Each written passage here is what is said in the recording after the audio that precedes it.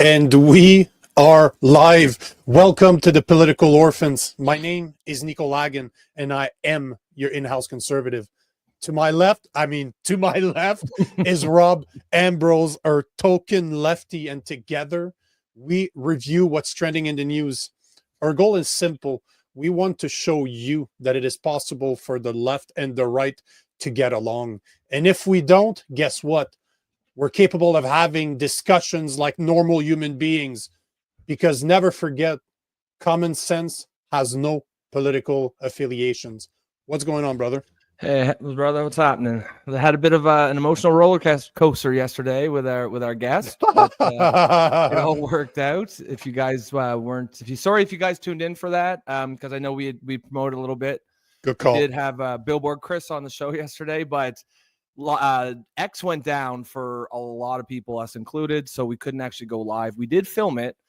Chris was gracious enough to come back a few hours later. It was still down, but we did actually have a really nice 2-hour chat with him that is on our page if you want to check that out. But he's also, I think he enjoyed himself, and he said he's going to come back after he comes back from Australia. What did you think about that chat? I like it, bro. I'm always interested in talking to people that have similar views as me, obviously. Yeah. But no, I like the guy. He's cool guy, eh? Yeah, the only difference is I tend to not be that serious. Like, as much as we speak about stuff that's very serious, I tend to like to fuck around. I like to tend to mess around. Yeah. It's always interesting to see the different type of personalities, right? Yeah, he's definitely more sort of even keel, but it certainly fits with his activism. 100%. Yeah, and he was definitely he sent me a couple screenshots of his chat last night of some of his comments that were like, "Oh, this isn't even shows, but just 3 bald guys," and we had a bit of a laugh about that. So yeah, but yeah, it was. So go ahead. All I was going to say is, Chris, if you're listening to this, if you're coming to Montreal, I wasn't kidding. If you need a pair of arms to protect you against Antifa bitches, I'm here. I guess I will happily serve as a wall between the little scrawny Antifa vegans and you. I feel like you're not going to have a free hugs sign this time. Oh, no, I'll have free hugs. But with the it will say free hugs, elbows, knees, and headbutts. Knees and toes. No, that's how you crack your toes, bro. So just elbows and knees. But all to say, I'm kidding somewhat. I'm not a violent person, but I don't like people being but I don't like people being violent. I don't like free violence. I think it's bullshit. So a guy like him, if people are able to destroy their neighborhood and take over streets and preventing everybody else from going, I don't see how a guy like him is problematic to people, right? Yeah. So that's my point, right? I believe in free speech before everything. I don't need to agree with you to stand up for what you're saying. And no matter what, it's always going to be my basis, right? I believe in God and I believe in free speech. Those are my 2 main things. And I don't have to like what you're talking about, especially free speech only matters with speech that you don't agree with. Exactly, right. And we've said that before. Nobody needs to protect speech everybody likes, right? Popular speech doesn't need to be protected. So it's there's not going to give it away, but we've actually got some interesting free speech discussions on the show today.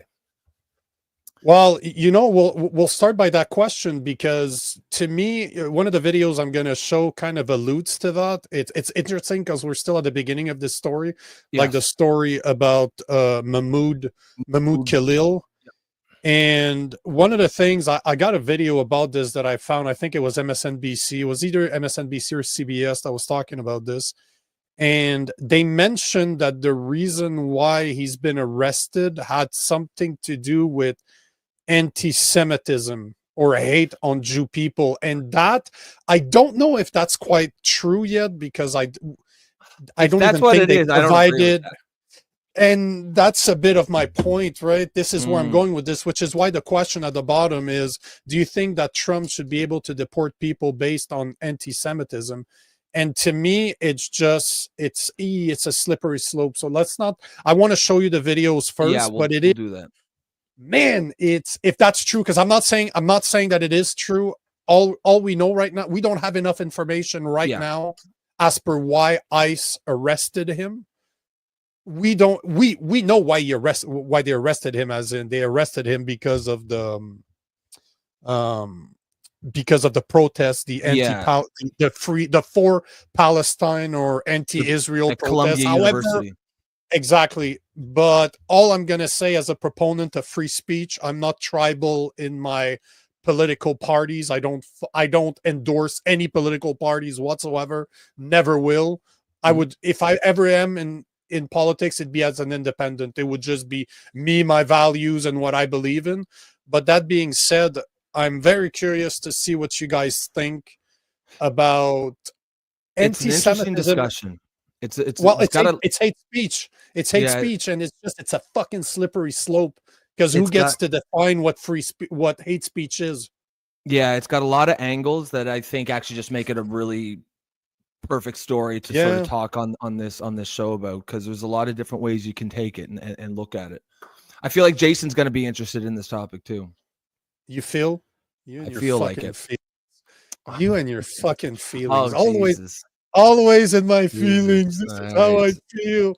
I feel that way, guys. It's okay, homo. Do you know what pedantic means? Sure. It means why do you care? obsessing over like minor framings of words. I mean, that's just the way I talk. That's just how I speak. You know, I don't. Words matter. You know, Yeah. Bruce Lee said that you should never speak ill of yourself, because your subconscious mind does not know the difference.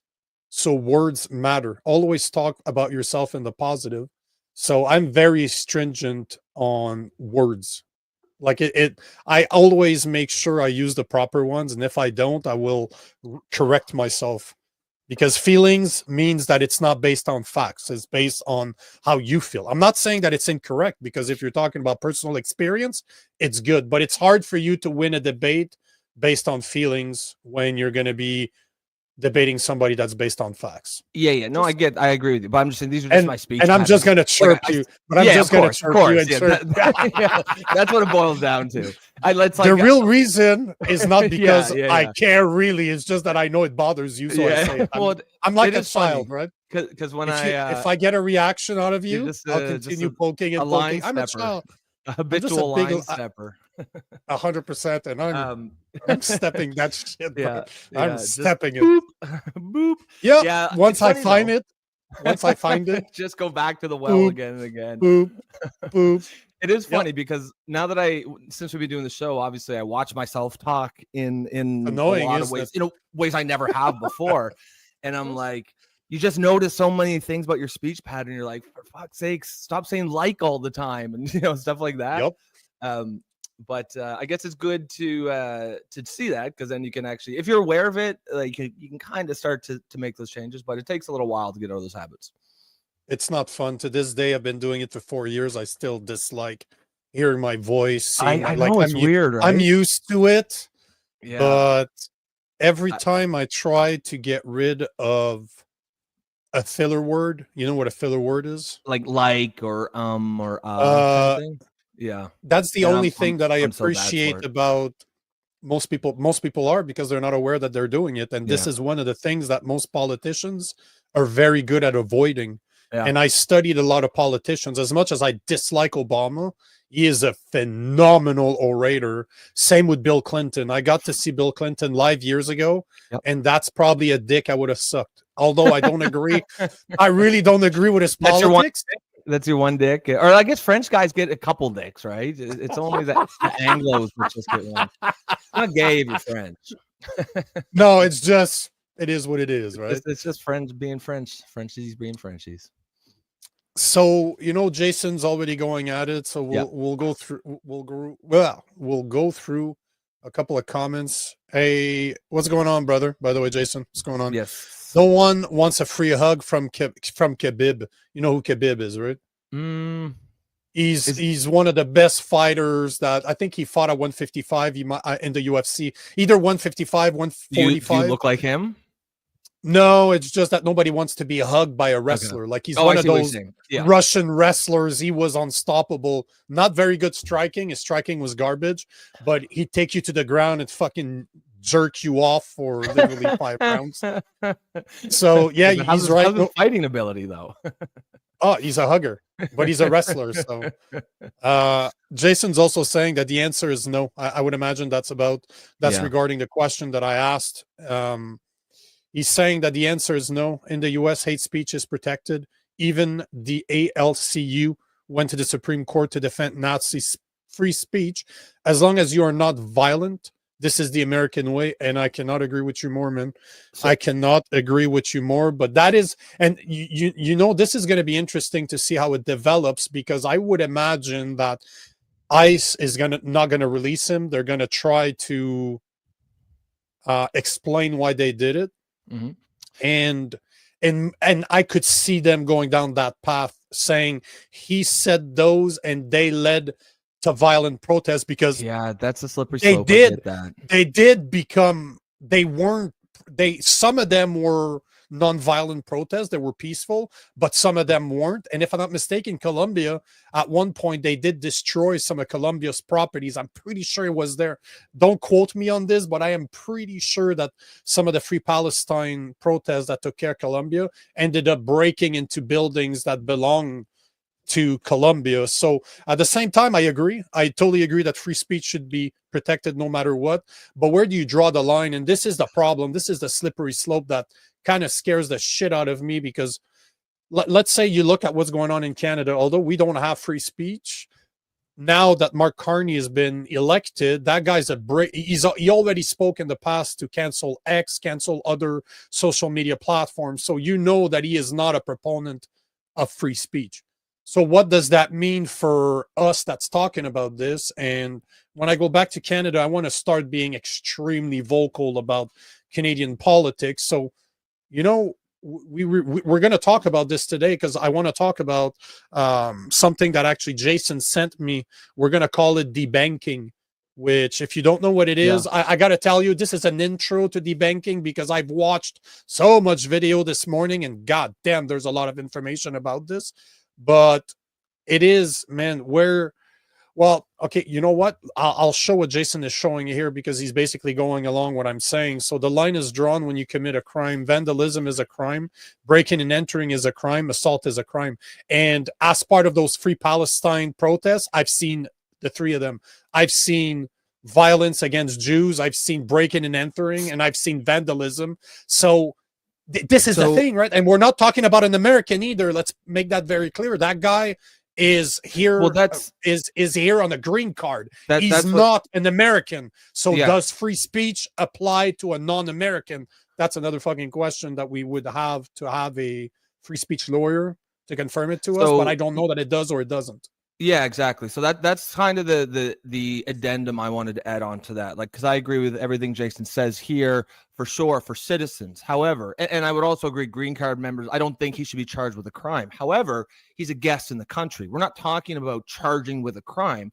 We're talking about, okay, you have the right to say that. We're not going to put you in jail, but we have the right to revoke your guest status in this country. Now get the fuck out. And that makes it a little, for me, it's not quite as black and white. If he's a citizen, I'm say whatever you want, unless you're committing actual crimes. The green card thing makes it a little more of a, and again, why I think it's an interesting discussion for the show. One of the things I want to mention, and I'm just thinking about this right now. I don't know why I didn't think about this when I was researching earlier, but you know, the interesting part about this is January 6th, how the Democrats wanted to impeach Trump, because he never said that he condoned the violence. All he said is, as per what they were concerned, he didn't try to stop it enough in their taste. So basically, they should agree with this guy being deported if he talked about he was the main voice at Columbia University about the Free Palestine protests, and those protests ended up being violent. So basically, why are they complaining about Trump and January 6th, but they're not happy about this? Be constant. Because if his speech is shown to have caused destruction, crimes, just like they claim that Trump did. What's the difference here? Why are they outraged by this guy's actions, yet they're outraged by ICE's actions, yet they went after Trump trying to have him removed from office because they didn't agree with his speech? Do you know what I mean? Like, it's a very fucking slippery slope, and that's always the part that bothers me about the left and about the right. You got now the left 100%. And right now, what I'm seeing, I don't like. You know what? Let's start with the first video, because that's where I got the anti-Semitism from, and that bothered me. Yeah, that bothers me, and I'm broadly okay with what they did, at least. But if they did it because of anti-Semitism, and I'm strongly opposed to anti-Semitism. I just don't think that. I just want to live in a society where people can say offensive things, and everyone 100%. Else can take what they want from that. So here is just give me a second, because I cannot find. You sent me a really good video this morning about the NGO, Ngo, the guy. I tried to have him on my show. He's never responded to me, actually. And Andy and NGO. I don't know how to pronounce that. NGO. I'm not even gonna try. But all to say, I tried to have him on my show in the past. I've approached that guy. He's a pretty big account. No, not no. Not really. He seems like the kind of guy that gets a lot of requests. But it would be a get for sure. He probably doesn't look at how do you call it, all of his messages. Because that's the thing, right? What I mean, you need to be but it's not everybody that does. Like, even though I have about 200,000 accounts, I'm always looking at messages. I go in the junk folders. Because I like to if my followers or people that don't like me actually are going to take the time to write me, I will always make sure to give them the time of day. And because that's how I've met great people. They approached me, we weren't following each other, and we ended up recording content together. So I just need to download this, because I really thought I had downloaded. So read that, and I'll download this at the same time.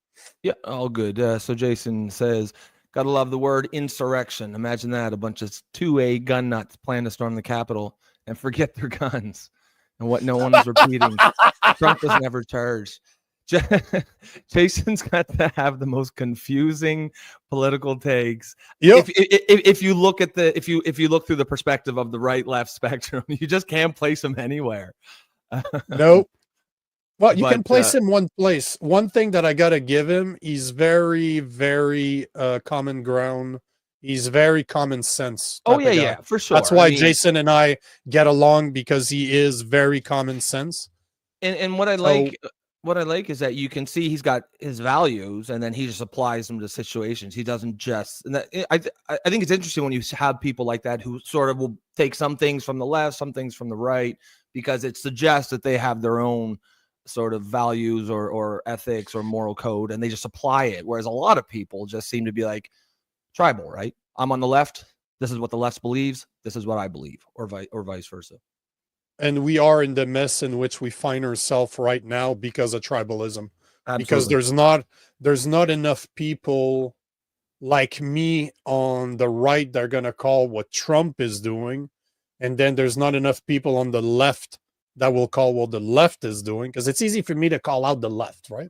But I need to be able to do the same with the people that, because if you gave me a two-system political party system and I had to vote between Kamala Harris and Trump, I would have voted for Trump. That does not mean I support everything he does. And that does not mean I'm not going to call all the bullshit that he does that I don't agree with. And today you'll see exactly what I mean. Yeah. But we need more. Well, we need more of this, right? We were talking about that this morning, where, I think that's a strength of the show, that for the most part, the conservative is the one who's criticizing the right, and the lefty is the one who's criticizing the left. Because like you said, it's very easy to criticize the other side, and that doesn't move the needle at all. No. So I got the video. So I did find the video you sent me this morning. Okay. So I just downloaded it again. I just wanted to make sure to have the 3 ones, because there's definitely 3 I wanted to show on this subject. So I'm gonna start one of those. Sorry, go ahead. No, but the one I want to start with is a longer one. It's about 4 minutes long, but it touches on everything. Like it touches about who that guy supposedly is. Okay. So I have a bunch of videos about this guy. And you know what? Let me start with the first one. It's short. We'll just let it run. Okay, take that comment. I'll just take this comment here from Steven. Yep. Steven says, yes. What's going on, Steven, by the way? Yeah, great to see you. That's why I hate speech laws are so dangerous. They take advantage of people's good intentions and weaponize them to enable the government to control discourse and make it harder to challenge because people just accuse you of supporting whatever ist or phobia, racist, transphobe. We all know what they are. Yeah, exactly. Couldn't agree more, Steven. That's an excellent comment. God damn, Steven is always on point. Yeah, he's on point for sure. We have a high IQ followers for sure. Yeah, it's surprising. Except for Jason, I think he was dropped on his head. I think when he was. So let's start with the first one. Good kid, tries hard. So let's start with this one. It kind of gives you a tiny bit of backstory. A well-known Palestinian activist at Columbia University was arrested by ICE agents on Saturday. Mahoud Khalil is the first person facing deportation under President Trump's crackdown on pro-Palestinian campus activists, who the administration has likened to terror sympathizers. Our main demand, which is divestment from the Israeli occupation, there's an impasse in that. Khalil, a lawful permanent resident with a green card, had not been charged with any crime when he was taken into custody by ICE agents at his university-owned home near Columbia.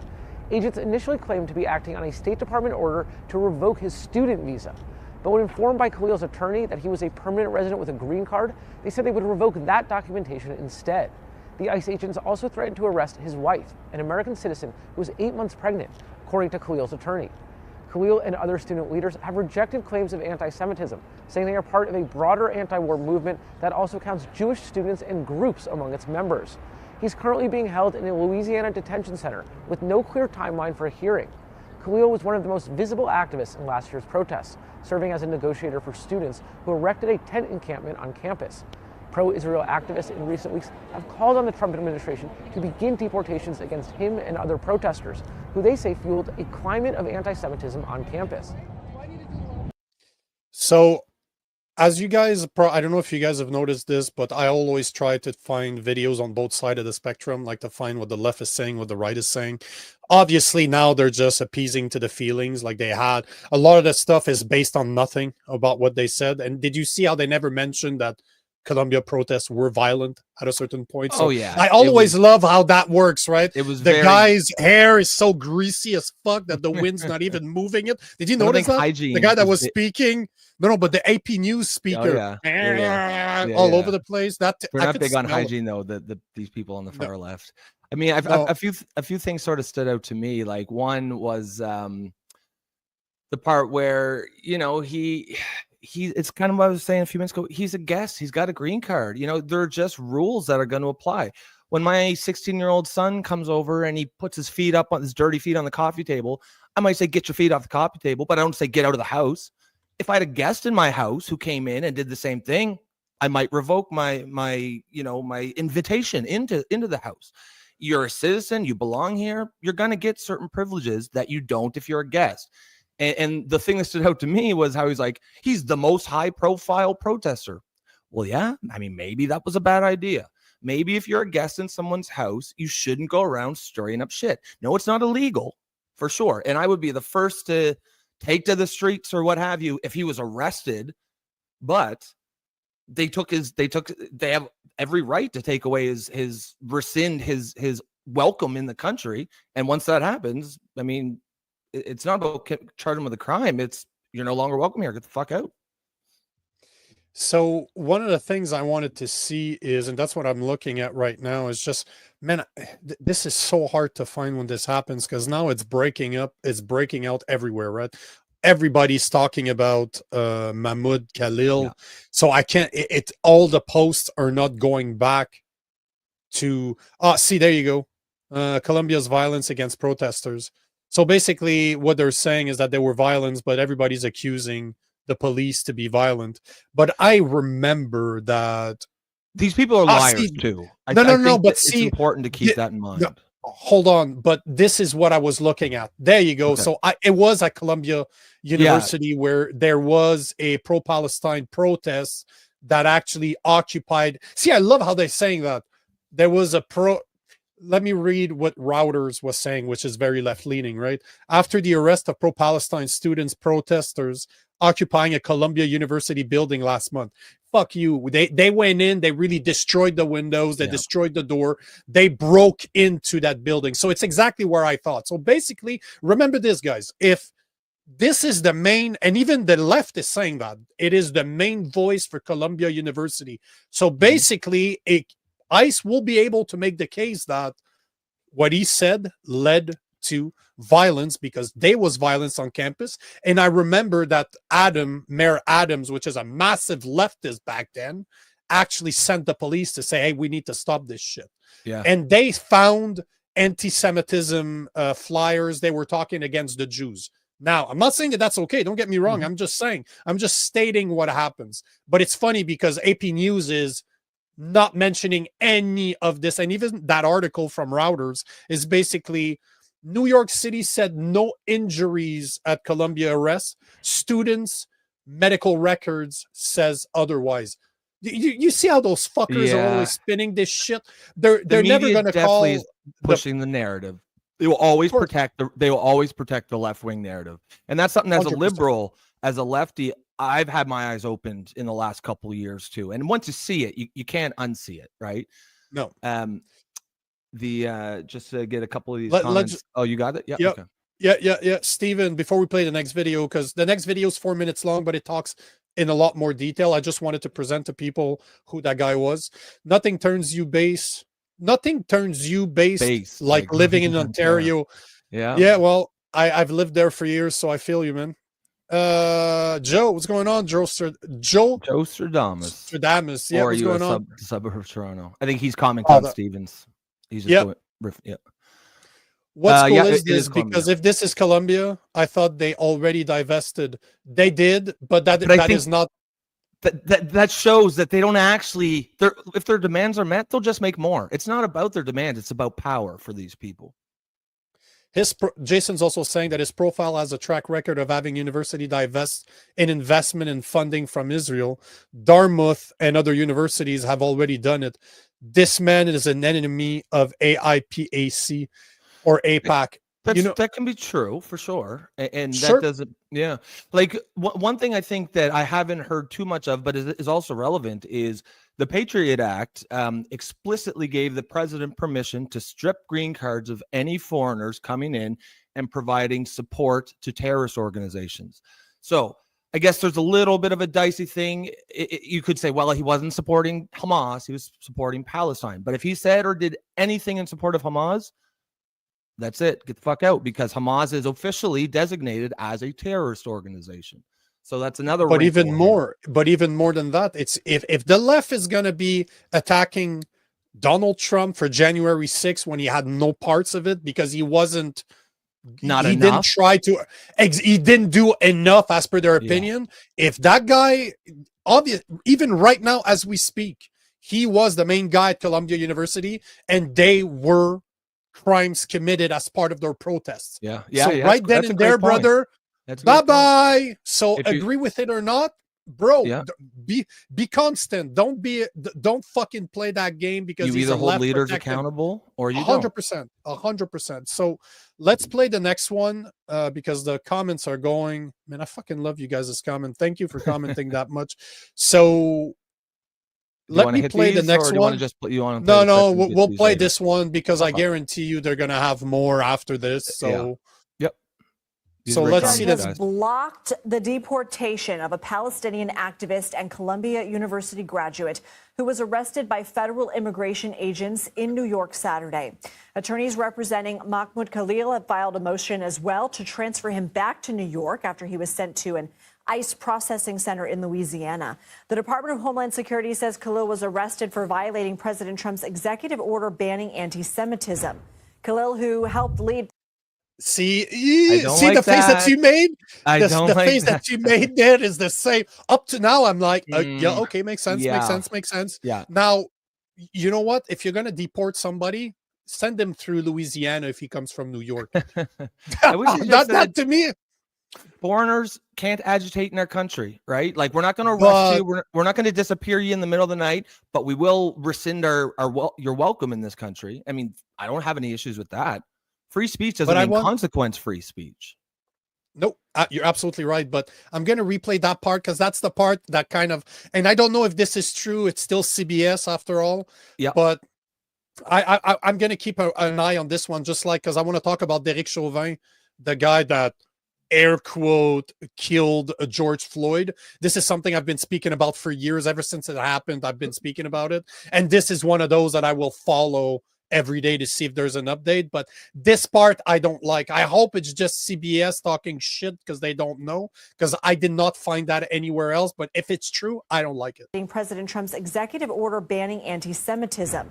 Khalil, who I agree. I don't like that. That's hate speech. If that's what they're going to go with, I feel like this story's going to develop, right? It's one of those stories. If that's what they end up on, I don't like it.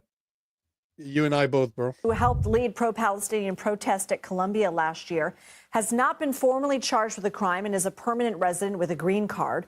The president took to Truth Social Monday and said Khalil's arrest was the first of many to come. CBS News correspondent Lily Luciano has been following this for us. So, Lily, what do we know about what led to the judge's decision to block his deportation? So what we know is that Khalil's attorneys have, of course, filed a petition to fight that deportation. We know, according to multiple legal experts, attorneys, immigration attorneys I've talked to throughout the day today and starting yesterday, that this is extremely unprecedented.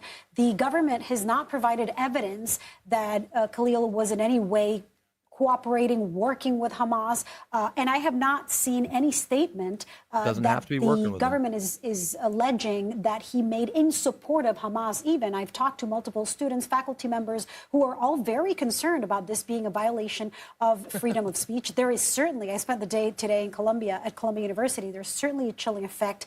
Technically speaking, what I know about this order. So I'm going to stop her right now because she's talking about stuff that to me really doesn't matter. Again, I'm going to get back to this. This is the third time I say it. I'm going to say it again. He does not need to support Hamas in order to get deported from wherever he came from, because at the end of the day, if you're going to hold Trump responsible for January 6th, that guy needs to be held responsible for the violence that happened on Columbia University. Stop your fucking bullshit and your pandering to your crowd and be honest. If Trump did something wrong, this guy did something wrong because he was the main face of the protest, and there was violence against Jews and there was violence against property of Columbia University to a point where a very leftist mayor in Eric Adams wanted those protests to be done. So the left did not want that shit to continue. So don't give me that shit that he's a victim.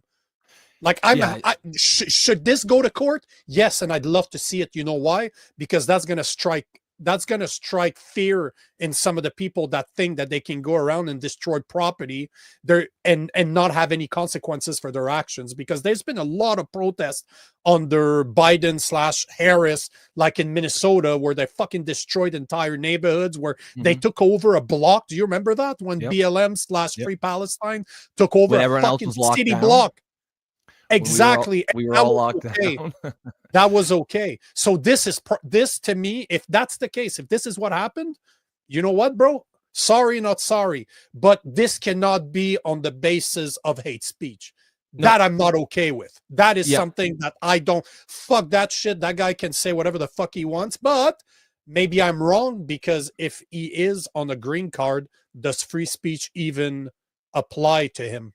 That's the part I don't know. Yeah, that's the wrinkle. That's where all the debate lies. And I agree with you. You got to be consistent. You can't have it both ways. But what I had laughed at when I was listening to her is, and it just shows you, I love pointing out sort of how media shapes narrative, because it's not always obvious, right? But she's like, now there's no evidence that he even ever said signs or showed signs of support for Hamas. We asked, other protesters and faculty, and they said they never heard it. And then the next sentence they say, and they're very concerned that, basically saying, so they're his allies. Do you expect his allies to be telling the media, oh yeah, he supports Hamas? Like, sending him money. It's like, it's just ridiculous. But they'll play that as if it's fact. Now it's fact that he's never supported Hamas. Now, before I go to the comments, I just want to say this. So green card holders, also known as permanent residents, are generally protected by the First Amendment, which guarantees freedom of speech. However, there are some limitations. For instance, if a green card holder's speech is deemed to be in support of a terrorist organization. So we're right back to square one. As Hamas. No, but you know what I'm saying? This is why the right is pointing this out, because they know they're not stupid. Neither side are stupid, right? But they're pointing that out because they know that if they can prove that he supported Hamas, he's gone. But as I said, I don't think it needs to go there. If I was the person taking responsibility, I would just say to the left, bro, you guys were okay with trying to indict Trump on what he said or did not say for January 6th, but you don't want him to be deported for the same fucking reason that you accuse Trump of something. Be consistent. Be consistent. That's all I'm asking. Yep. And Jason here said basically what you were just saying there about green cards and visas. So green card, I actually didn't know that. He's essentially got more or less the same protections as a U.S. citizen, even though they're not. So the deportation will not hold up in court. But as Nico just said, there is that big asterisk there, because that's essentially, I suspect, this whole thing is going to hinge on that. Can it be proved that he supported Hamas or not? The anti-Semitism thing, we both agree, we do not like that. 100%. But I want to see this.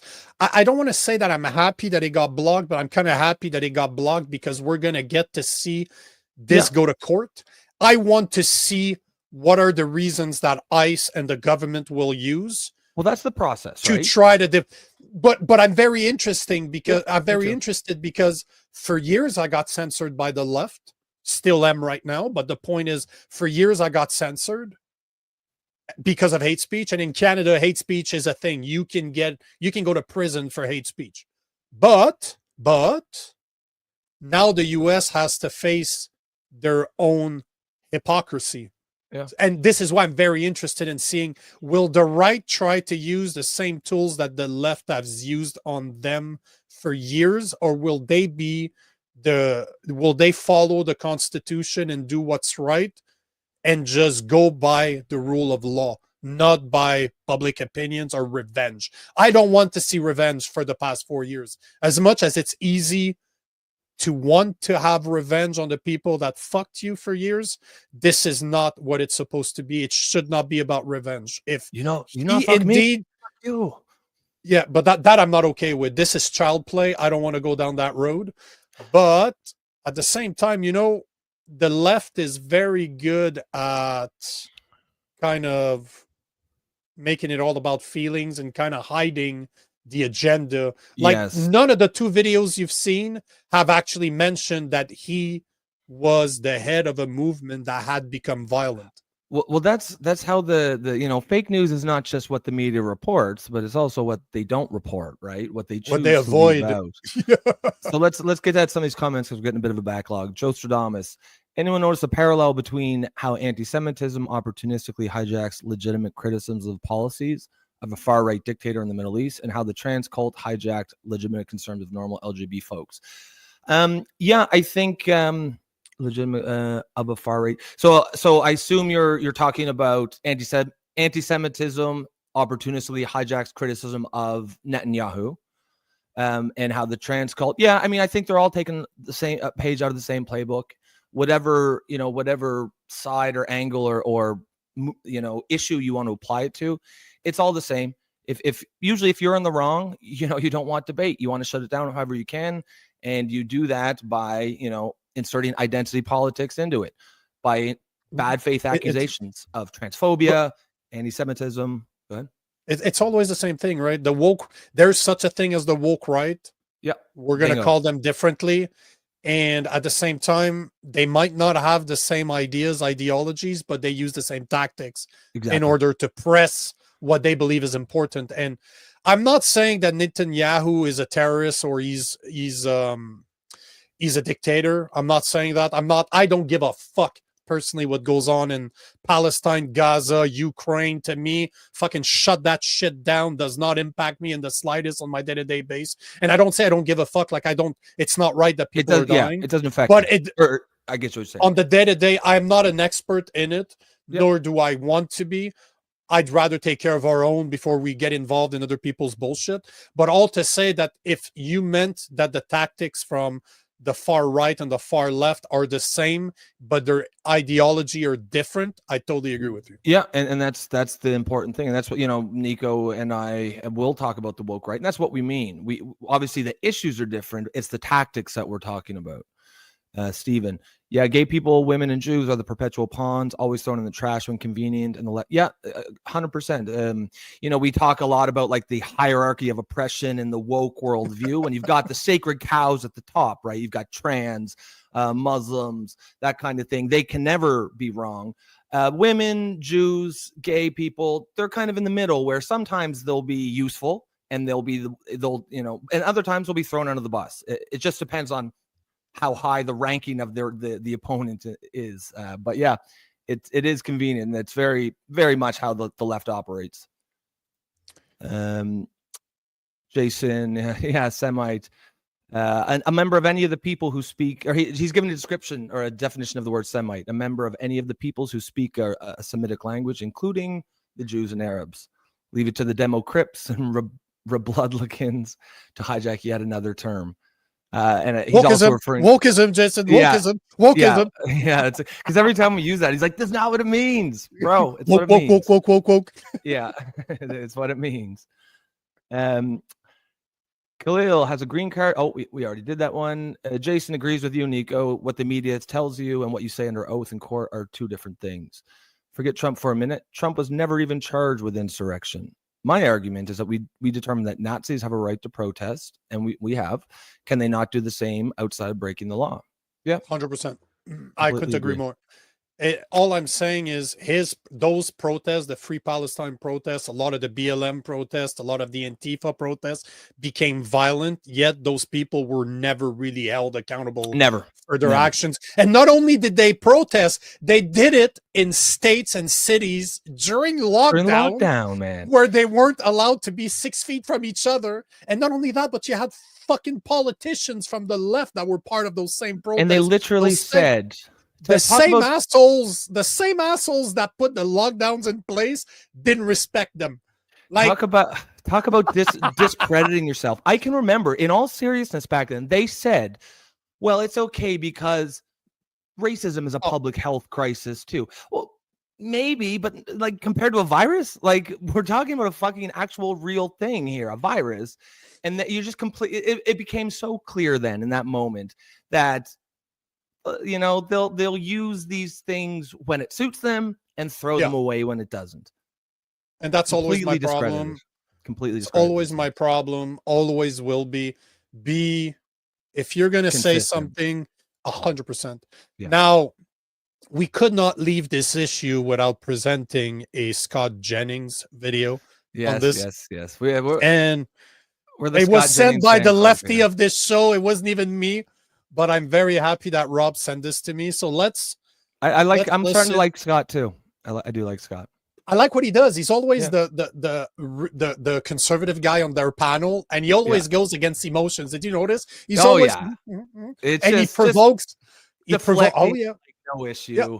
So let's see what Scott Jennings had to say about this. Resident alien, he can be deported under U.S. law for. If the Secretary of State has any reasonable ground to believe he would have a potentially serious adverse foreign policy consequence. And you mentioned the student organization.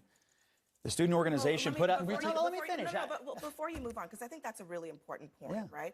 That's the statute that they're using. Yeah. Have you seen any evidence to suggest that there is actually a serious reason to believe that this student is going to be a threat to to national security? I mean, I've certainly watched the abomination that's gone on at Columbia and Barnard and other places, and I will just tell you, and I'll just tell you that I'm not going to let you move on because this is the I'll tell you why it's a threat to national security if you let me answer you. Well, Scott, do you want me to answer you or not? Okay.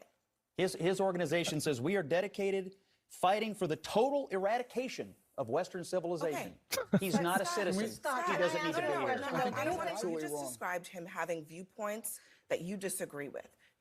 Again, is that enough to have someone lose their rights in this country? He has viewpoints that, in my opinion, jeopardize the security of the United States. But how? He is obviously a radical who is here. They're trying so hard to not understand. No, but they're doing it on purpose. But yet, it's a shame that Scott Jennings. It's easy for me to do that from having time. I had time to research it. I had time to think about it. Yes. I didn't watch that video. You just told me, hey, you want to show Scott Jennings video? I'm like, fuck yes. I don't even need to see it to know it's gonna be good. But it's a shame that Scott Jennings did not remember. At least I don't know if he's going to talk about it later. But that guy, if he's the face of Colombia Free Palestine protests, and there was violence that happened, he could be held responsible for this, right? So this is what he's referring to. This is the Mahmoud. This is the organization that I don't know if he leads it, but he's a part of. They are like overtly, like self-declared, fighting for the total eradication of Western civilization. We don't need guests like that in our country. Nope. I don't care. Like for her to act like, but can you say there's a reasonable national security threat based on that? All that, like based on what we just saw? Yes, it is. It doesn't mean it's a for sure security threat, but that wasn't the wording used. It was a reasonable assumption. Yep. That's a reasonable assumption to read that and say it's reasonable he might be a national security threat. Plus, he was the head of the movement, and there was violence on campus. So it does not look good for this guy. Like Mahmoud might be going Mahmoud back home. Like let's see what else. I like Scott Jennings, so we'll finish. Destroy Western civilization against the United States government. You're saying eradicate Western civilization doesn't make you a radical? Has he acted in any way that is violence? Has he actually eradicated Western civilization? No, but hold on. Eradicating something, does it make you radical? It's part of the word, bitch. Exactly. Right? Seriously? Yeah. Okay, so he supports the eradication of Western civilization, but has he done it? Like, come the fuck on. No, but is he a radical?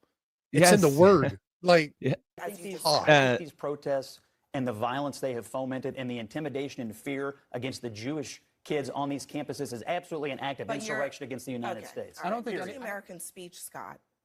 That's enough. Look, what they have engaged in is a clear threat to the United States. And if you want the United States to be overrun by radicals the way Europe has, be my guest. But I think the president needs to stand up for the integrity of the United States. What is the threat? The threat of our country being and our college campuses being overrun. Why is she pretending like it's not a threat? People who want to eradicate. Yes, they are. In UCLA. In UCLA. First of all, they wouldn't even let them go to class. First of all, Columbia is an abomination. First of all, there were violent counter protests at UCLA that were done by Jewish organizations. No, both sides. That's anti-Semitism is a scourge on this country. Do not.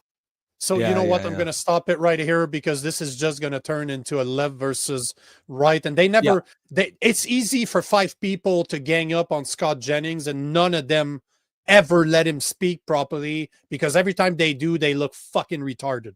Oh yeah. Like they look absolutely ridiculous. They look stupid. They look stupid there. Like stop insulting your audience's intelligence. If someone is belonging to an organization with the officially stated goal of eradicating Western civilization, it does not matter if they've actually done that goal. You know exactly. If you're a citizen, sure.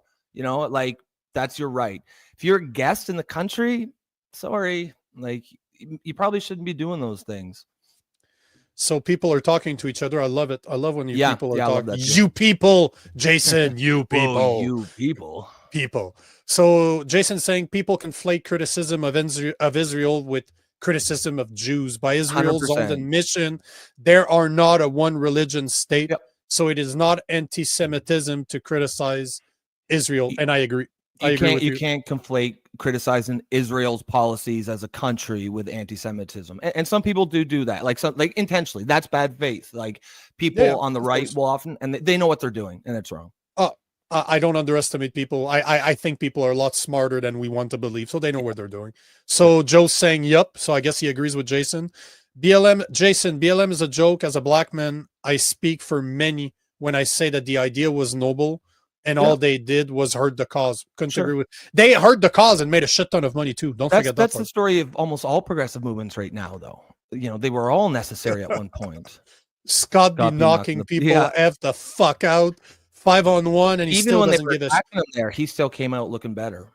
But you know why he doesn't give a fuck? Because he's right. You can't argue with somebody that's right with your emotions, and that's all those people. Man, again, Jesus, I'm racist.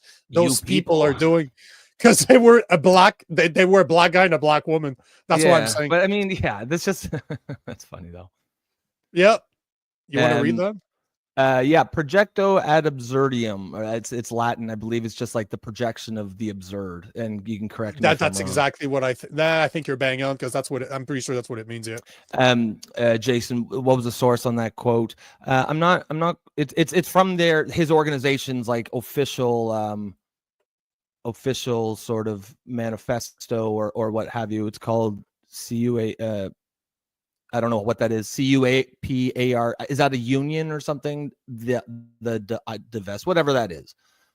But this is. I don't think there's any debate that this is from his organization. I think that's. I believe that's just like an accepted fact. Joe Stradamus. The best way to kill an idea is to drive it. You go ahead. I don't know. Go for it, man. Yeah, drive it to an absurd extreme. This is the driving force in politics for the almost 20 years. Yeah, I mean, I agree. One of the the reason why we're political orphans, both me and Nico, is just it's the politicians, right? They've essentially created a nonsense culture wars, like a never-ending culture wars, and we're trying to get back to a place where we're actually discussing the issues. She's so condescending. Hold on, not only the politicians, but the media, both left and right. They're creating that tribalism that it's not. And in fact, okay, you expect it from the politicians, to be honest. Of course, that's how they get reelected. Yeah. Steven is saying that she's so condescending. Oh my God. Yes, she fucking is condescending. That woman drives me nuts. Like that. I don't know who the name of the host is, but she is so annoying with that. Like, she always talks down to people she doesn't agree with, yet Scott Jennings makes her look stupid time and time and time again. So Jason says she has a legit question. When Jen used the words overrun the United States, he had to be more explicit. Could we go back to like the first 5 to 10 seconds of that? Because I'd like to see what the wording was used when it said reasonable. Is that it is not clear that this particular. You have to remind me where that is, because the video is like 5 minutes I believe long. it's just in the first 10, 15 seconds where Jennings says he has the right to revoke it if he has a reasonable suspicion of, and I'm curious to what the. Yeah, just go back. Let's just remove that. And he's a resident alien. He can be deported under U.S. law for if the Secretary of State has any reasonable ground to believe he would have a potentially serious adverse foreign policy consequence. And you mentioned the student organization. Yeah, it's not overrun the United States. It's adverse foreign policy. I mean, that's vague enough, and I'm sure it was written to be vague enough that it can apply to almost anything. I think it can apply here. It seems like Joe and Jason are having a powwow. Balls your one dick, fellas. They seem to like each other, so hopefully not too much of eye contact is going on there. Kill every last one. Jeebus. 100% he needs to be ejected. What more evidence to the left does the left require? Who's paying? She's being an idiot. It isn't she's pushing the message. That's what at the end of the day, that's the message that CNN's been pushing for years. So what else are they going to do? Like, she's pretending to be an idiot. Yeah, 100%. But and she's probably going to call that playing devil's advocate, but there's a massive difference between playing devil's advocate and being an idiot. But yeah, that's right. I have another video later on to speak about Derek Chauvin, and it's MSNBC. It's the group that replaced Joy Reid, and you'll see that instead of having one Joy Reid, we have 3 of them now. Oh, it's no fun. Oh, bro, yeah. And Jason is asking me, what do I say about you people? I'm having Tropic Thunder flashbacks. I'm a white Christian, bro. You know exactly what I'm saying when I'm saying you people. You fucking people. You people never seem to understand. And just before we go on to the next video, I just want to kind of circle back to something you just said a second ago when we were kind of like ripping on that host for, you know, pretending to be an idiot. And that's how these people hijack the debates, because at the end of the day, a lot of these debates, they're nuanced and they require context, and you have to agree on what a reasonable person will assume in a given case. And if you want to just sit there and pretend that something that is very reasonable is not, it just poisons the entire debate. You can't have a debate. Like, that's what good faith means, right? Where even if it means it's against your argument, you say, yeah, you know what? A reasonable person would probably think that that's the case. And I think a reasonable person would say that an organization that has a stated goal of eradicating Western civilization is a potential national security risk. I think that's a reasonable position. Agree. We'll leave it on that for Mahmoud Khalil, because it's going to come back. Like, this is one of those topics that I'm very much looking forward to what's going to go on, because, man, if that goes through and he's deported, Trump has said that was just the beginning, that he's going to go after a bunch of those. And you know what?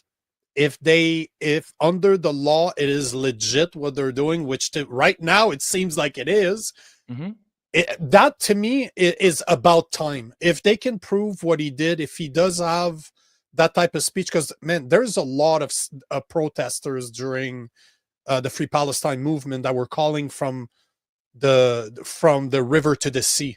And if people don't understand what it means, that means let's eradicate Israel. Call to violence.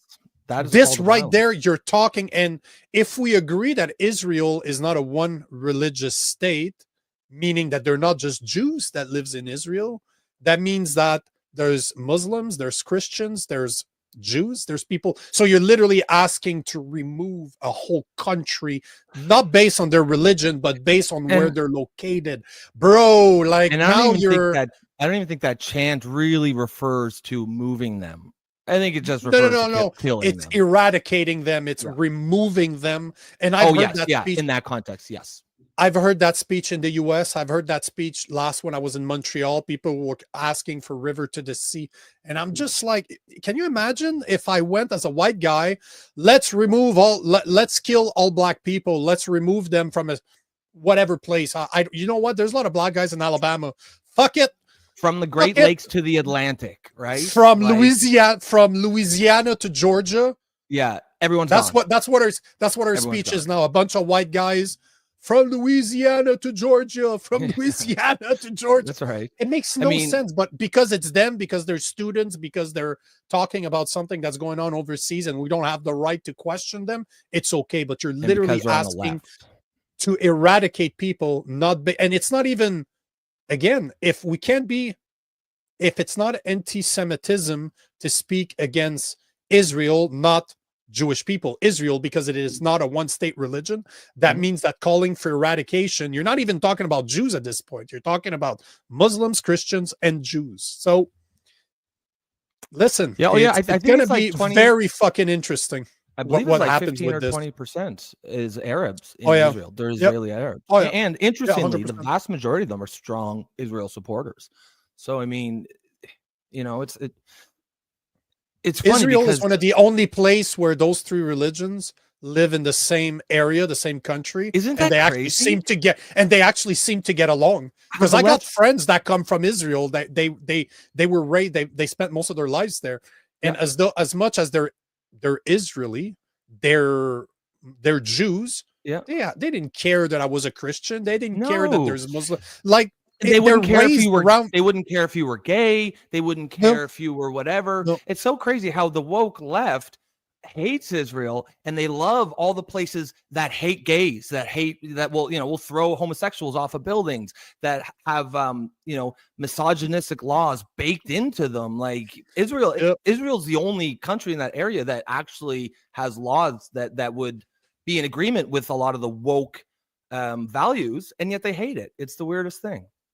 I love this comment from Steven saying they act like speaking in a soft, calm manner magically makes you the reasonable one in a room. And that's what she was hired for. That's why it's great with Probably. Jennings, because he usually has them breaking that mask, right? Like you ever see the meme where it's like the smiley face on the mask, but behind is like the clenched face with the tears? That's what it reminds me of. So Jason is saying, dude, we have politicians in office saying that they want to turn Gaza into a parking lot. Cricket. This is one of the many things that does not make the news. The country has never been consistent. You know, again, I can't disagree with you. I don't disagree. I just don't give a fuck.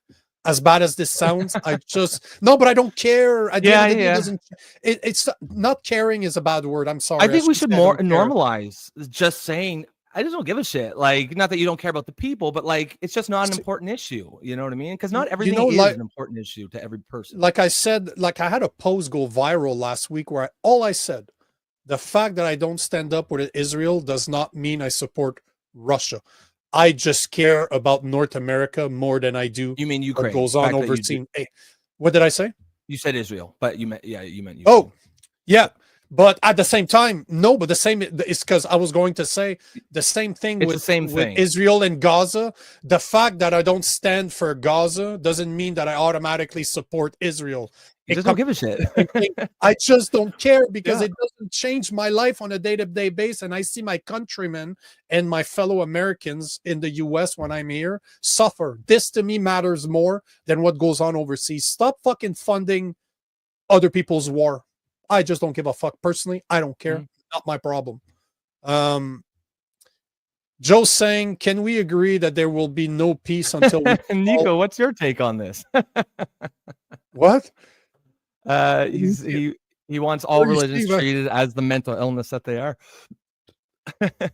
Oh, well, you know, man, Joe, I always find those type of comments to be hypocritical because the system of law in which you take advantage of, no matter if you're in Canada and the US, we're based on Judeo-Christian values. And you have people from all over the world that want to be in North America because of the way that we treat our people.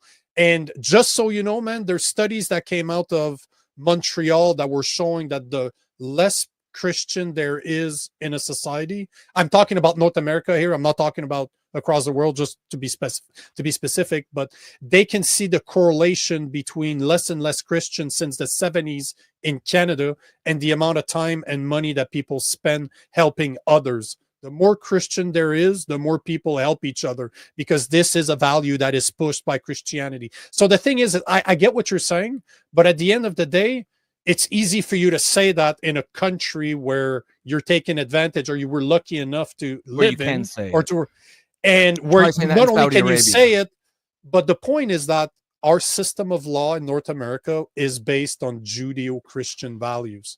So I actually want to respond to this because so I don't know I haven't talked too much about my sort of religious beliefs, but I grew up quite religious, very Pentecostal. I mean, Nico knows this. Probably around 20, I started to have some serious questions, and I came to the conclusion that for the most part, religion was bunk, and I don't really accept the main narratives. And for a time, I would have said the same things that you're saying here. Like, oh, if and we talked about this with Billboard Chris yesterday, where I would have said, if we could just snap our fingers and get rid of religion right now, the world will be such a much better place. Now, what I've realized since then is even though I don't necessarily believe in sort of the religions, I recognize they play a valuable role in social cohesion and keeping people tethered to a value system. And I think what you see when you see, say, the rise of like absurd, what can only be described as new age religions like transgenderism, is it turns out we're actually hardwired to some sort of a religious belief. So even if we get rid of the religions, the traditional ones, we're just going to pick up new ones. And like I said, I'm officially, I would describe myself as an atheist, although I don't like that term because I do believe there's something more. But I far prefer a society that broadly has Christianity as their main religion than transgenderism as their main religion, because the ones that are replacing these are just completely fucked up in a way that Christianity and the traditional ones just are not. They have a problem with Netanyahu, not Israel. In fact, the people who told me that there is a genocide in Gaza were Jewish. And again, I can understand that if you have a problem with the guy that's running the country, not the people itself. In the same way, I have a problem with Zelensky because he's a fraud and a dictator. Does that mean I hate Ukrainians? No, absolutely not. Just the women. In the same just way, just the female Ukrainians. Well, obviously, that's a given. But it's the same thing as saying, you know what? I don't like Trump, so that means I don't like all Americans. I don't like Trudeau. That means I don't like every single Canadian. Is the same thing, right? Of course, you can be against the president or the prime minister, and it has nothing to do with the people. Yeah, on that I agree with you, man. Are we still taking comment? Because man, those are never. Yeah, let's. We're gonna have to start kind of like taking just sort of like the ones more relevant, which is a good thing. Because we're getting a ton of them, and we love the engagement. Yeah. But yeah, let's pause that for now, and we'll go back to the As if backlog later. Yep. Let's see what I wanted to talk about this. Because I made a video about this. It's going viral right now. I knew it would, because it's the type of shit that normally I'm a very big no, but I'm a smart ass. If I find stuff that I can be a smart ass about, I'm gonna do it. Yep. But one of the things that I wanted to talk about, I want to talk about Elon Musk about two things today. I want to talk about how his Tesla shares are going. I don't know if you saw that, but they crumbled like 40% over the past been that month much? or two. Wow. Yeah. I have a video that's supposed to be talking about this, and then I wanted to talk about guys, what happened to X yesterday. As Nico cues up this video, guys, remember if you're enjoying the conversation, remember to smash that like button. Share the stream if you're on X or wherever. Maybe throw in a little comment there. Like, these guys know what they're talking about, especially Rob. The other guy is kind of a big giant buffoon, but that's for the comment about your feelings. You're trying to get back to. There you go, Rob and his feelings. I need a safe space. Trigger warnings. But no, I agree, guys. If literally what Rob is saying is true. If you're enjoying this, like, comment, obviously, but please share. If you're on X, please share the stream, because this is how this is going to continue growing and growing and growing. So yes, and thank you for being here, by the way. No matter how big we get, we're always going to remember our core group that started with us. So as long as you guys stick with us, we'll be there sticking with you. So here's a video I found about the explanation. On one hand, we've been making this point in the commercial break. What did So just to put it into context, it's about Tesla. I wanted to talk about, because this is trending right now on Google Trend, and Tesla shares are going down the toilet right now. It's something like 40% has been lost over the past couple of months. There's a reason. Stop putting the comments, because it covers the video. That's why I remove it. Okay. I'm just going to play the video to give you guys a bit of perspective, but then I'm just going to speak about the irony after that. I want to get your take on this, but this part is so fucking hilarious to me. But yeah, let's check the video. Investors expect to get for Tesla out of Elon Musk's relationship with the president? Yeah, so two things going on. One is that Elon Musk has made this hard pivot away from the autos business towards what he calls full self-driving, robo-taxis. That business is very speculative, right? It's not clear when it's going to start to make money, when it's going to start to be real. They do not have a robo-taxi yet. The other thing that's going on is his political 30%. sort of antics in Washington is starting to alienate parts of Tesla's customer base. You think of a typical Tesla driver. This is like some upper middle class person who lives in the suburbs and cares about climate change, not necessarily likely to be impressed by like a, pot stirring social media. That's not a bad point, though. I mean, no, that's not the reason why I'm saying that this is interesting. I will, you know what? Let me show what I'm talking about, because I did not watch the video, because there's some videos I know they're going to be good, and I want to be surprised at the same time as people. But let me just pull something. Let me pull a video, one of my smart ass videos that I made this morning. Sure. And if you want to see those videos, by the way, I just put them on TikTok, or else I get in trouble. So I need to be very sarcastic and at least I find myself funny, which is not necessarily a good thing. But as long as you do, that's all that matters. Let me download it. Let me download it, because last time it gives me problems. You want me to microphone get some of these comments while you do that? Or yeah, go for it. Yeah, go for it before we play that video. Yeah. All right, so what we were just talking about, we'll just get back to that. Steven says religion isn't the issue. It's people abusing their doctrines for personal gain, but that applies to any belief system, religious or secular. Yeah, exactly, right. Well said, brother. And that's going to happen no matter what your viewpoint is. And that's sort of why I've evolved on this, where I don't think you want to throw the baby out with the bathwater. Whether you believe in a religion or not, you know, it's undeniable that sort of that kind of a belief structure, a lot of humans, we just need it. It's this sort of spirituality, that need to have a belief in something more, you know, it's baked into our DNA. And I would say, I would make the argument that that's the thing that makes us human. Like for me, like I said, I technically am an atheist, and yet I still feel that spirituality. I still feel that pull. I remember what it was like as a young, you know, a teenager, just being 100% sure that I knew what was going to happen, and I knew how we got here, and that's very comforting. And I, you know, I've never really gotten over that longing. So I think, yeah, it to just say let's get rid of religion, I think is misguided, because I think it really ignores sort of the fundamental anchoring that most religions have, especially like the more traditional ones. Nico, Jason says Nico is right. Before you go there, you know what I would say? Having faith that there's no God is the same as having faith. That's your religion. And that's the irony. This is the irony of people that tell me they don't believe in God and they need to eradicate or remove religion. So that means your God is a non-religious one. Yes, like this correct. Is we believe in something no matter what. We will never be able to explain everything that happens to us. So we have to put faith in something, no matter if it's God, whatever it is. One of the mistakes that people make is believe that God is a white dude with a beard sitting in the cloud. God can be your money. God, Jesus. But you know, no, but the point is that God could be anything. It could be money, it could be your trans ideology, it could be anything that you put your faith in. So no matter what, there will always be religions, because we put our faith in something that is not us. That's the definition of a religion, bro. So I agree with Jason that it's about dogmatics. This is my problem with religions and even Christianity, when there's a dogma that you're not allowed to question.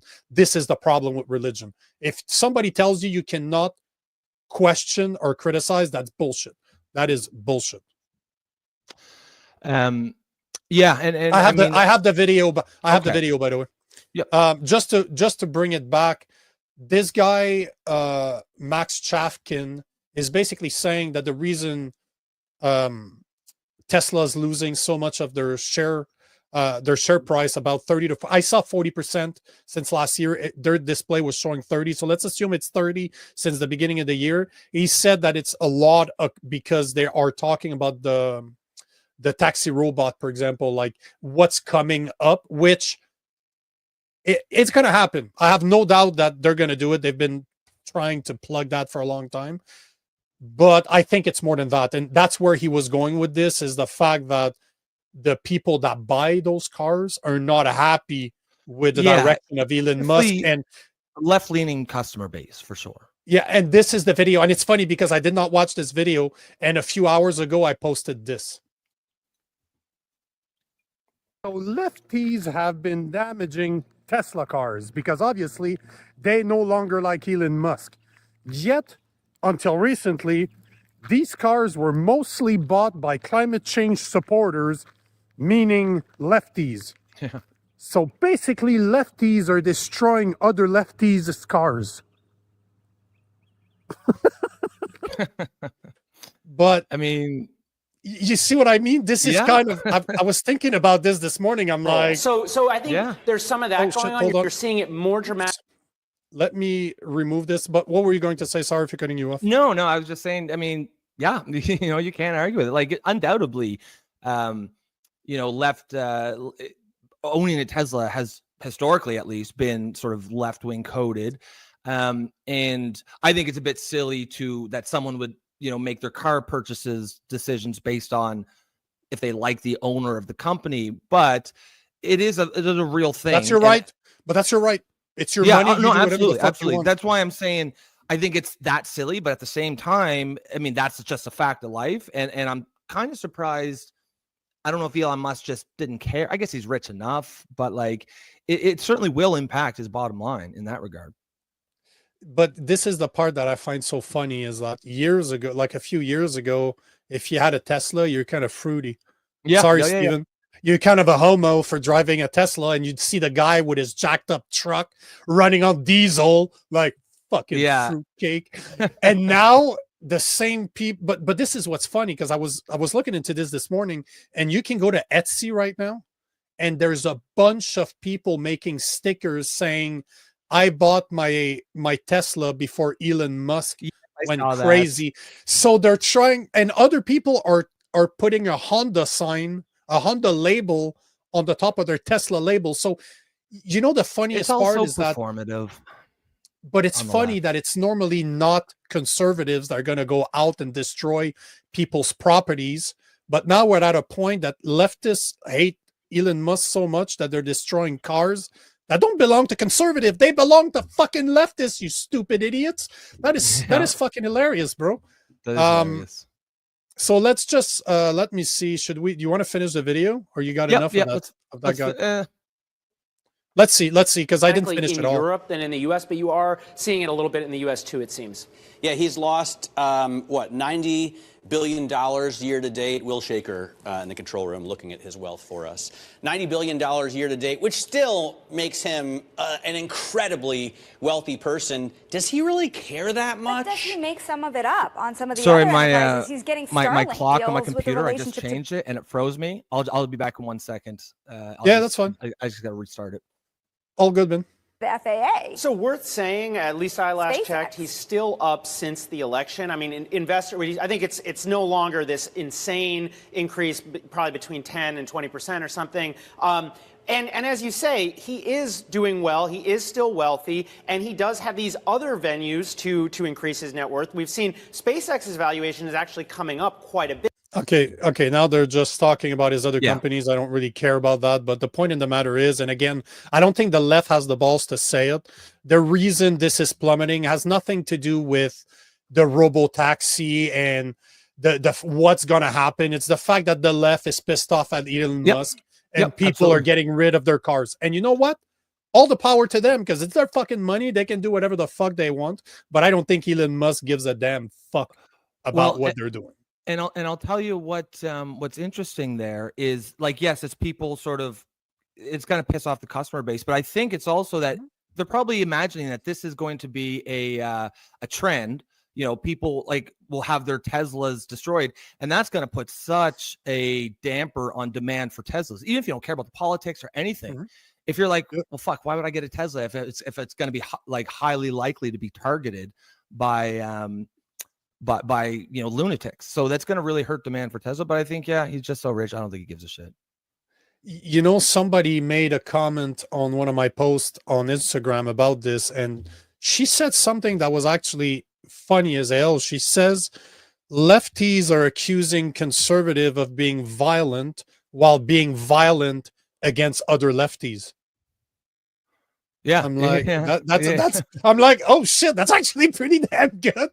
But this is what's happening right now. I just find it ironic that the left, you know, we've spoken about this many times, where is it going to get worse? And you always say something along the lines that we're at a point where it's just a breaking point. Like they're going to become crazier than they were, sorry. Because there's nothing else for them to do. That would mean that they would have to change their whole ideology in order to be able to continue forward without going deeper down that rabbit hole. And I think that's what we're seeing right now is exactly that. 100%. It's sort of like imagine if you had a spoiled child and you've given them everything they always ask for, and then you decide, okay, I'm going to start saying no. You know they're going to really freak the fuck out. That's exactly what we're doing. Now, guys, I want to show you something, and I have to put a warning to this right now as to I am no way an expert on this. I've watched hours of videos, and it all started because of a video that Jason from NY Varsity Sports sent me over the weekend. But it's about something that's been called debanking. I don't know if you guys know what the expression is, but it's basically the power given to non-banks or to people that are running banks to debank certain individuals that they do not agree with their political views. For example, GoFundMe, like what happened in Canada during the Freedom Trucker convoy. They had a massive GoFundMe account and GoFundMe froze it. But not only did they freeze it, they kept the money, because that's another good point I never really thought about. Do they really? Is that I didn't know that.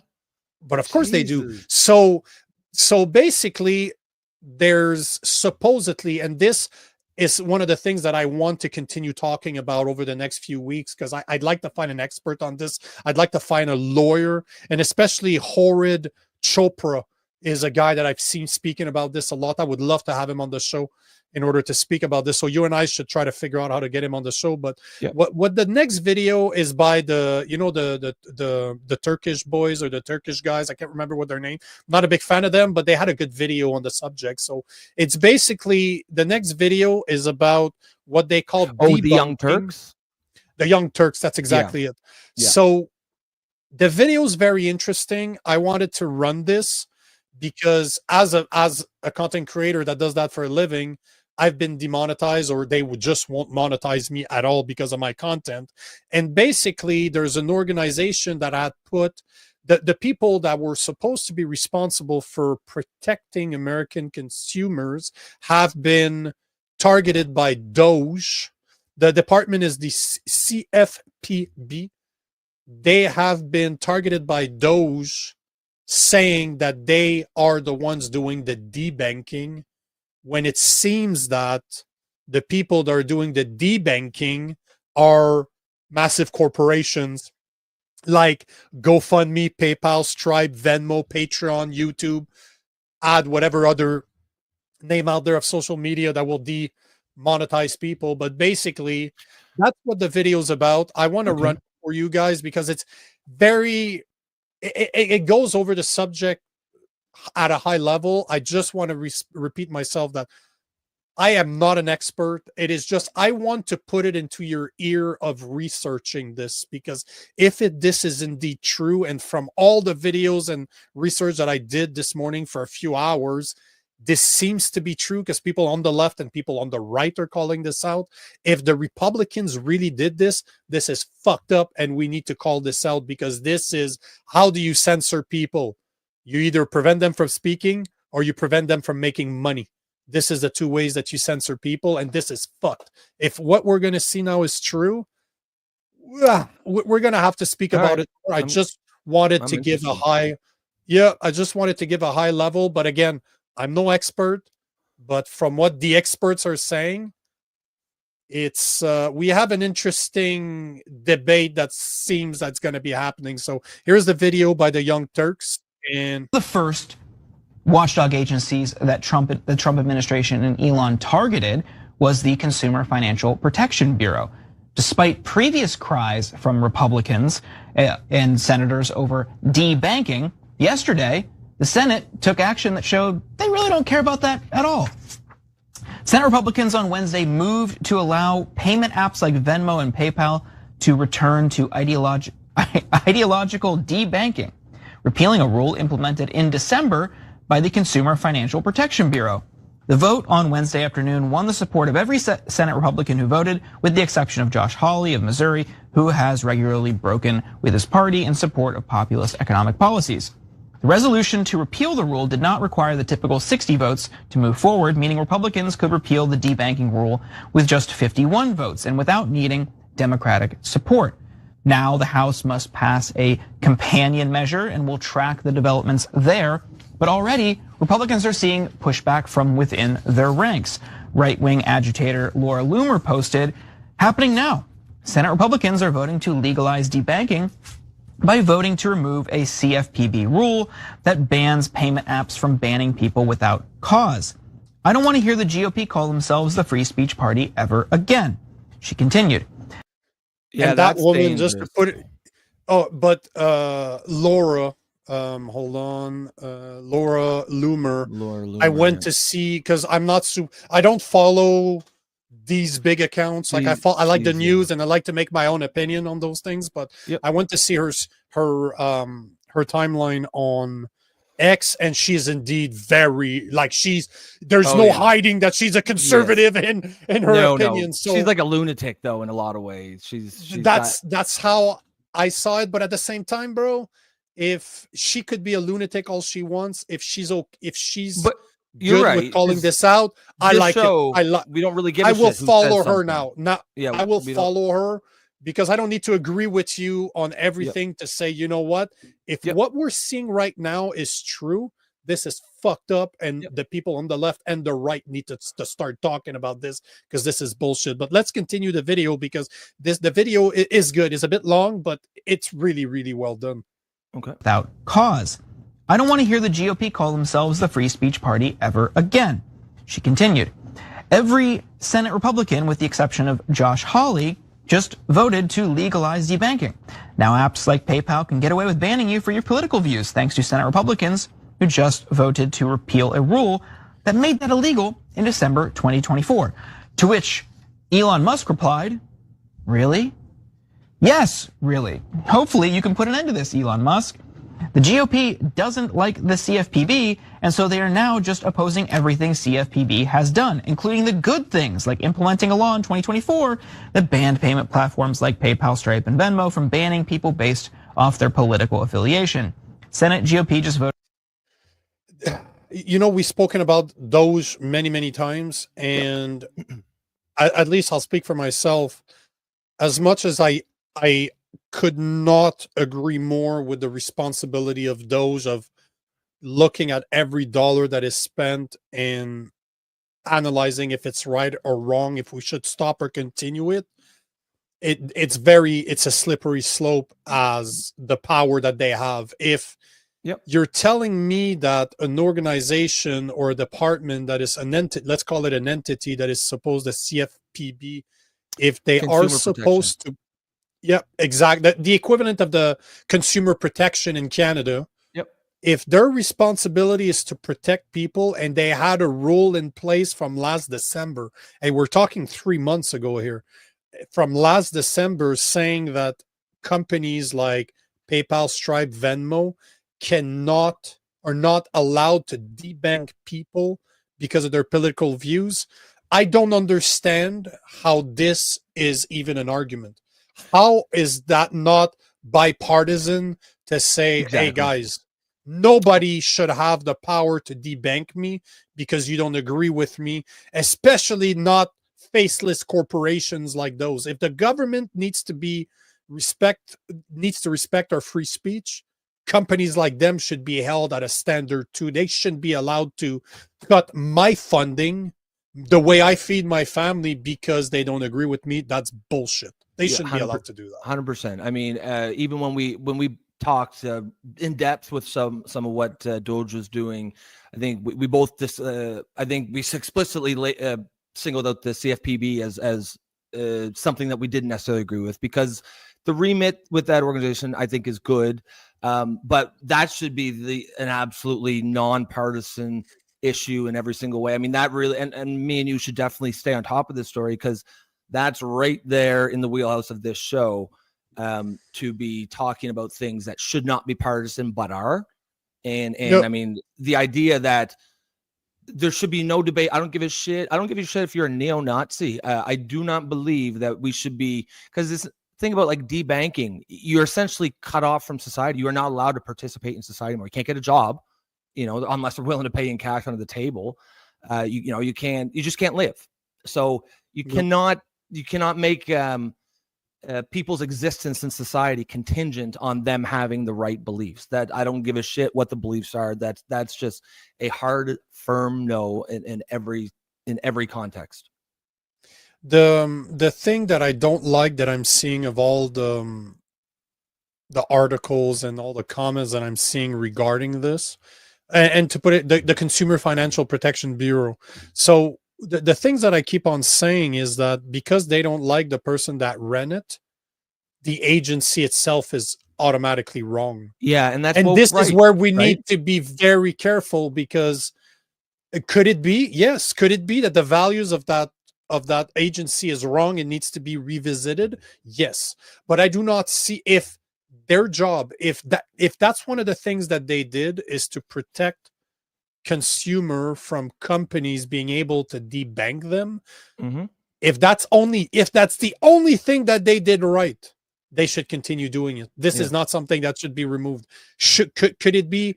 Keep them accountable. We need for to be sure, right? But we need to be careful that we don't turn Doge doesn't become a hammer and everything that they see are nails. Like we need to be very fucking careful because Doge should be a scalpel, not a hammer. That's it, Rob. Let's go back to the video because you're obviously anything else that you're going to say is going to ruin what the intelligence you just displayed. But let's continue. To legalize debanking, I definitely they should kill the companion bill off in the House. Now, I'm not saying Laura Loomer is reflective of a large portion of the Republican Party, but I gotta imagine after all the cries, especially from Republican supporters, Jank, there might be many people, many voters who are upset by this. Look, told you. Here's what I mean by that. What I said was, in the past, media was such a monopoly that a lot of times Democrats got their information from one news source, and really it's just mainstream media. So you might have gotten it on MSNBC or CNN or New York Times, but those are all kind of in the same group thing. But for Republicans, it was basically just Fox News and talk radio. And they were always on the same message. It was Hannity on the radio, Hannity on TV, right? And whenever I talked to Republicans, they would always regurgitate the talking points on Fox News or by Rush Limbaugh every single time. And there was no variety, they never broke lines, etc. Now they have all sorts of media. They've got Laura Loomer over here and Charlie Kirk over there and Steve Bannon over there and Tucker over here and Patrick Bet-David and Tim Pool. And are they on the same page on a lot of issues? Yes. Are they on different pages from time to time? Oh yeah, right. And I'm really not a fan of this guy. Like I think he's mostly full of shit. Just he's as bad as the left. He's as bad as the right that he's making fun of because he's always bashing on other people. So I had enough of what he's saying, but not enough that I can't agree with what he just said. For the longest time, the only people that most conservative or Republicans would listen to were the big names, like the big names that were on Fox. And now that there's kind of been a split from the Fox News only, like having a Tucker leave, it fucking opened the door to, and that's been great for the right. But that's what I'm going to say is that I agree with him with that, but he needs to be less biased in his opinion and realize that the next thing that needs to happen is the same thing to the left, because we haven't seen that yet.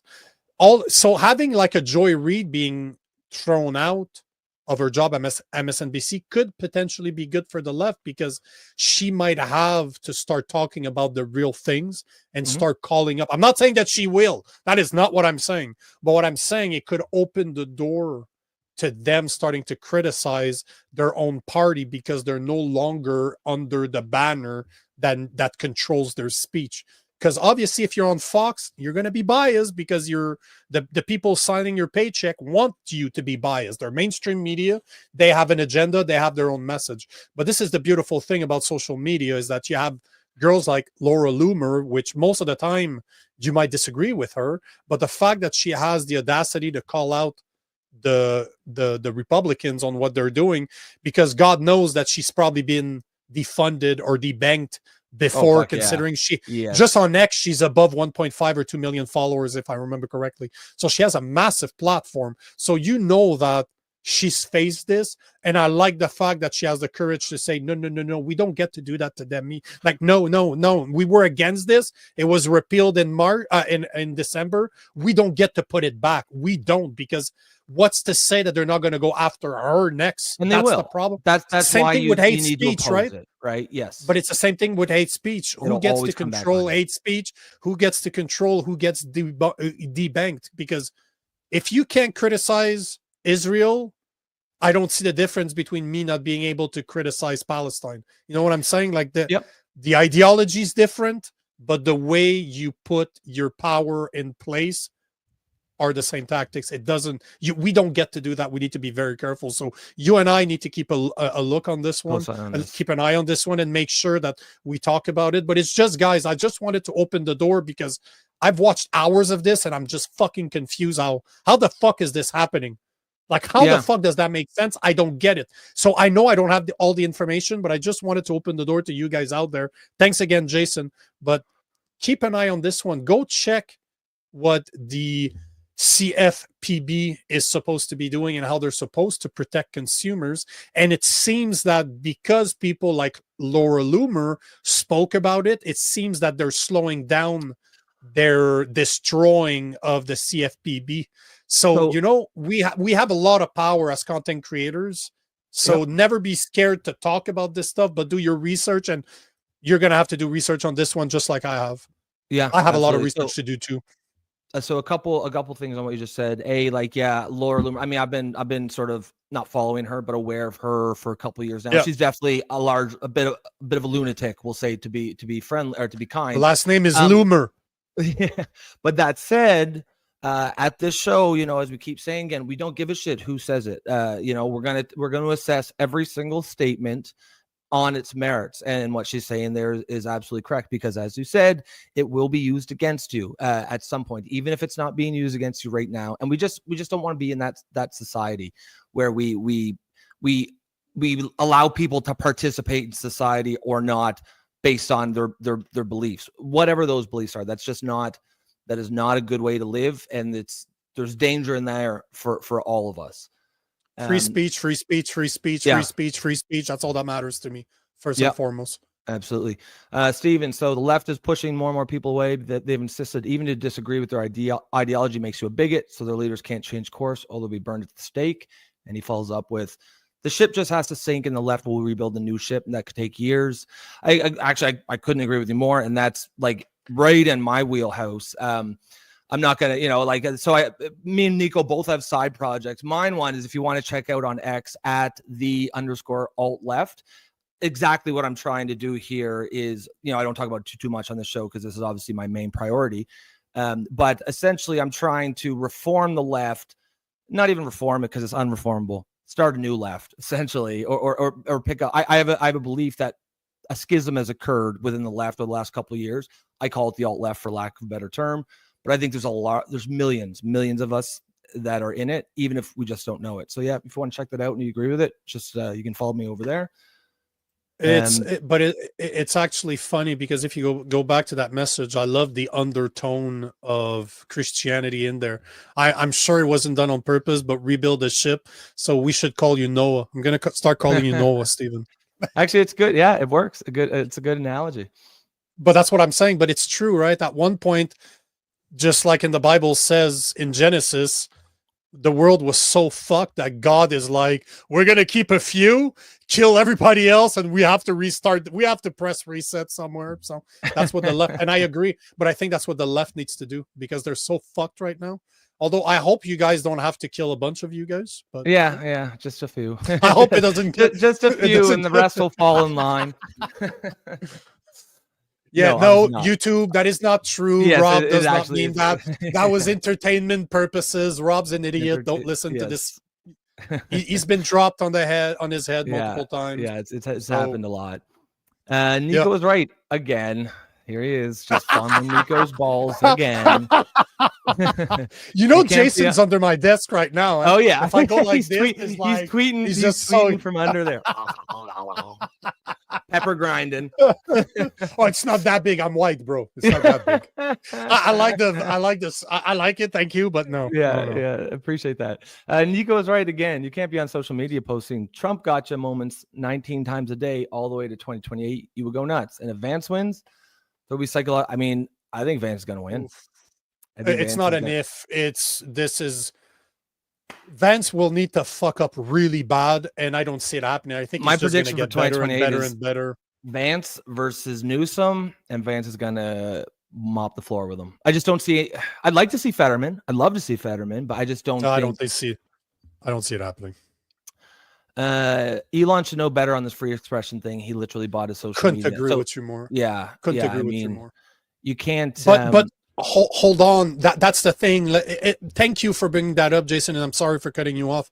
But one of the videos that I saw was explaining how, I don't know if you know this, but do you know that Elon Musk bought X? Like, X is something that he had in mind for a long, long time. And it's about a banking system. He wants to put a banking system in place. And a lot of people are saying that he's going to use X, the social media platform, to implement a banking system behind it based on X. So you have your profile, you can have a bank profile, you can have a social media profile. And a lot of those videos, I did not show that on purpose because I don't have enough information. I would need to research it more. But there's a lot of people out there that are saying that the reason X or Elon Musk is okay with destroying the CFPB is because he has a banking system in place. And if there is a banking system, so imagine that you have X that's attached to a banking system where your money is, and he's capable of debanking you. I'm not saying that this is the case, but if that is true, if that's the type of power that he would have, I feel like what's preventing him? I'm going to throw that on because. But what's preventing him from doing this? And this is why some of the people are saying, because Jason is saying right now that Elon Musk should know better on his free speech expression thing. He literally bought a social media network over this. But how brilliant would that, okay, before I say that, I'll put it. How brilliant would it be for Elon Musk to buy a platform preaching free speech in order to destroy one of the entities that protects consumer financially while he's implementing a bank that will give him the power to debank people?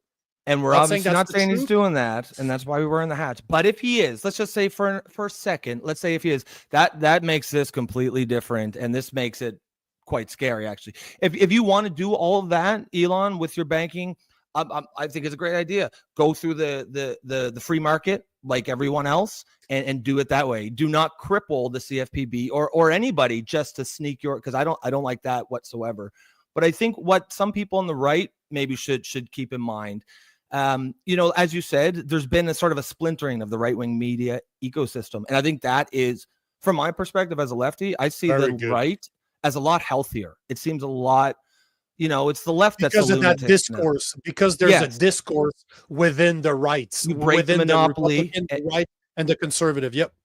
Exactly. And so, but it's important to remember that there is still that sort of big business 1% sort of Scrooge McDuck monopoly guy force within the right, and they are going to try to influence things where they can. So it's important not to let them sneak in under the populist banner of the new right and then just go about doing the same sorts of things. That's why I'm not, as much as I call myself a righty, I'm not a real righty. I'm righty of center. If I call myself a righty, it's because I'm right of center. You're not a real lefty either. True. You're left of center. But this is, I just want to make sure that this is why I will always praise people that are right and shit on people that are wrong, no matter who the fucking party is, because I don't believe in tribalism. No, I don't believe in it at all. And if this is true, and I'm not saying that everything that I said is true or that even the Young Turks were right, but from what I've seen this repeated by people on the right, like Laura Loomer. It makes sense. People on the left. This is fucked. I don't understand why. And there was a guy, I can't remember. I was trying to find just a snippet, but the video is 3.5 long. It's a Joe Rogan podcast, but there was a guy that went on Joe Rogan not too long ago to speak about this, and he was for destroying the CFPB, yet it seems that he is somebody that has a lot of money. Yeah, that is kind of, it would work. It's Mark Andreessen. If you want to watch, it was published about 3 months ago, actually. It's episode 2234 from the Joe Rogan Experience, a guy called Mark Andreessen. All the videos I've seen that were independent videos had nothing to do with each other, except that they were talking about what Doge is doing. They all referenced to him saying, this guy is lying. And Joe Rogan did not call him out on it because he did not know better. So some of them were making fun of him because, oh, they didn't call him out. But if he would have said that in front of me, I wouldn't have known either. This is the dangerous portion of podcasts. And that's why from the beginning, I said, I'm no expert. There's a lot more information that I would need to get through in order to feel comfortable speaking about this. I just wanted to show you that just open your eyes to this. Keep on listening to what's going on, because this is we're going to follow it. 100%, 100%. There's another thing I wanted to talk about, two other things. I don't know that we have the time, unfortunately.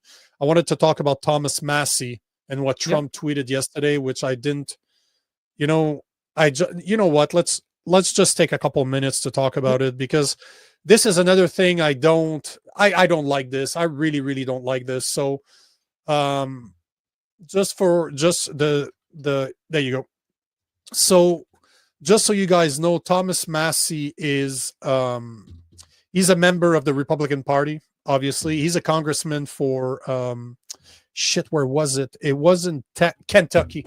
If I remember correctly, he is a representative for Kentucky, but he is a Republican. And they're trying to pass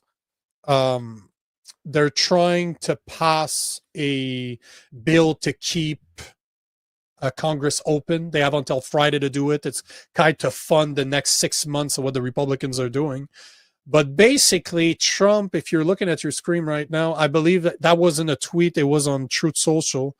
But he basically is saying that because Thomas Massie of Kentucky, so that's what I thought, said no to his resolution, Trump said that he should be primaried, and I will lead the charge against him. This is a problem to me. Like, this is a very big problem to me. It is healthy to have people within your own party calling you out on stuff if they don't agree with you. And I researched who Thomas Massie is, and he's one of the only Republicans that was standing up during the COVID lockdowns that still wanted Parliament, that still wanted Congress to be operating, saying that we still need to continue this. It's not because it's mostly empty chairs around here that we just need to close off and stop doing your job. So I don't know. Again, I don't know enough about Thomas Massie to praise him. I just wanted to point out that Donald Trump put that on Truth Social, saying that because there's a congressman by the name of Thomas Massie that did not agree with him, that voted no on his resolution, that he should be primaried. I don't agree with that. It's not because he disagrees with you that he shouldn't be congressman anymore. Are you kidding me? Congressmen do represent their people in Congress. If he thinks that's the best thing for Kentucky, that's his job, bro. Like, come on. Like, are you serious? You can't call for canceling people, because again, that's what the woke has done to us for 4 fucking years. We don't get to do that to people because they don't agree with us now that we're in power. It's fucking bullshit. We can't stand for this. Yeah, I cannot back this up. I just can't. For me, like, it's not, it's more, I view that issue more as like your wheelhouse, like you as a righty, cleaning house. Yep. I don't have a dog in this fight. I don't care particularly each one of them, but it's interesting to me because remember we've talked about how our leaders need to deal with Trump. I think it reinforces the idea that, like, he deals with politics on the personal. He will he will do like global geopolitics, sign massive deals based on if he personally likes the guy that he's dealing with. So, I don't particularly think that's how a world leader should behave, but the fact is, it is what it is, and you need to adjust to it.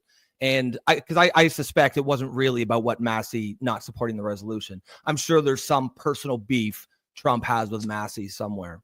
Good point. That's a good point. All I'm going to say is, like I said before, this does not sound good.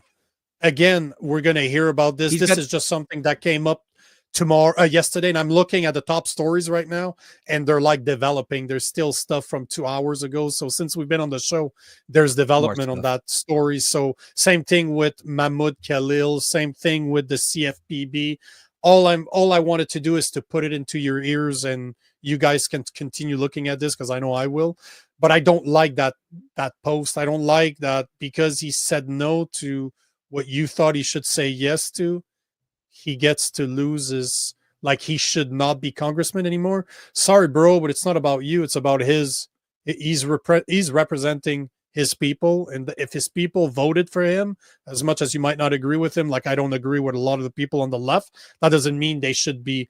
I don't think that AOC should be canceled because she's a moron. If people keep on voting for her, no, but if people keep on voting for her, people in New York vote for her, you're going to have to pay the price at one point.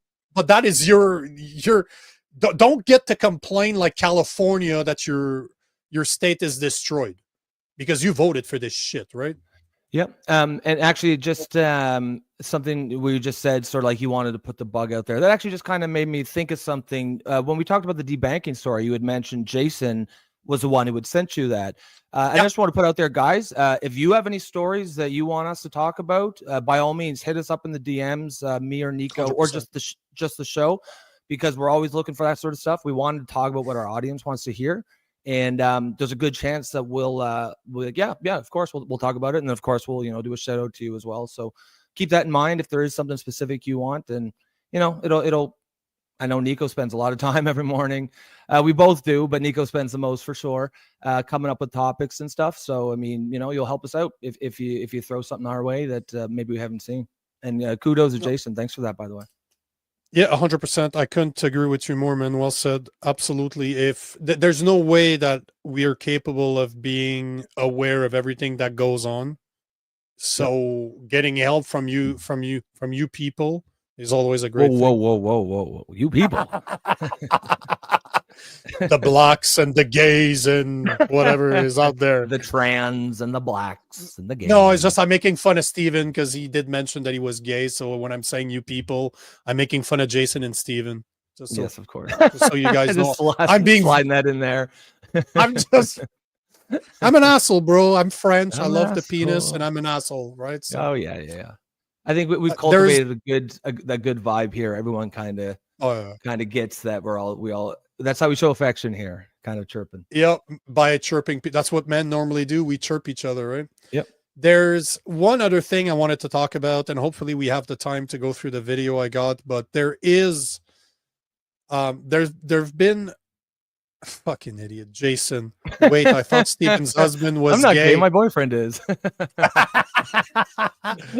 So Steven's the straight guy in that gay couple. I get it. Yes, of course. So he's the Big Bob. So we're gonna start calling you Big Bob then. You remember Big Bob, right, Rob? Which one? Big Bob is the jailer from Harold and Kumar Escape Guantanamo Bay. And he's suck, you guys disgust me. You're gonna suck a penis. What are you saying? Getting your dick sucked is not gay. That's what the whole conversation. If you're sucking it. The whole conversation with Jason from 6 weeks ago started because we were talking about Big Bob. So maybe we'll start calling Steven Big Bob. But yeah, you're the one going down. You're the one who's that's gay. it. Yeah, exactly. There's a video I wanted to talk about because this is something I've been speaking ever since it happened. It's about Derek Chauvin. So the guy that supposedly murdered George Floyd. Now he's back in the news because Ben Shapiro last week said that he believes that Trump should pardon him. If you heard about this, just so you know, before I play the video, just so you know, and this is what I was telling Rob this morning, Derek Chauvin right now is in a federal prison, but he was also convicted on the state level. He has 2 concurrent sentences. Okay. So even if Trump could pardon him, but he can only pardon the federal level. And the DA that convicted him already said that if that's what was going to happen, if Trump pardoned him, they'll just move him to a state prison where he's going to have to continue his term. So no matter what, federal's probably better. I've heard that federal prisons are. That's what people said. I've never been in prison. Yeah, if anyone so I knows, don't know. If anyone knows, let us know. I'd always heard. But it's funny you say that because those are the comments I was reading about this too. So Chauvin might be up there like, no, don't do it. Trump, don't do it. Yeah. He's been attacked multiple times, right? He's been stabbed. He's been stabbed really bad recently, where he almost died. So I want to play this video, and then I'm going to give a bit of my opinion on this. But I'm telling you, it's a good way to finish the episode because I'll piss people off. Okay. So it's kind of what I do, right? Yeah, I mean, it's your wheelhouse. So the video, yeah. Far-right Republicans have a new cause in their so-called war on woke. Take a listen to conservative podcast host Ben Shapiro. Oh, there you go. Just this week. If we are issuing pardons, however, there is one person that President Trump should pardon from federal charges forthwith. That person is Derek Chauvin. President Trump should, in fact, pardon Derek Chauvin. Okay, so Shapiro is urging Donald Trump to pardon Derek Chauvin. This is the former Minneapolis police officer who was convicted by state and federal juries in the 2020 killing of George Floyd. Donald Trump's right-hand man, Elon Musk, amplified the idea, saying this is, quote, something to think about.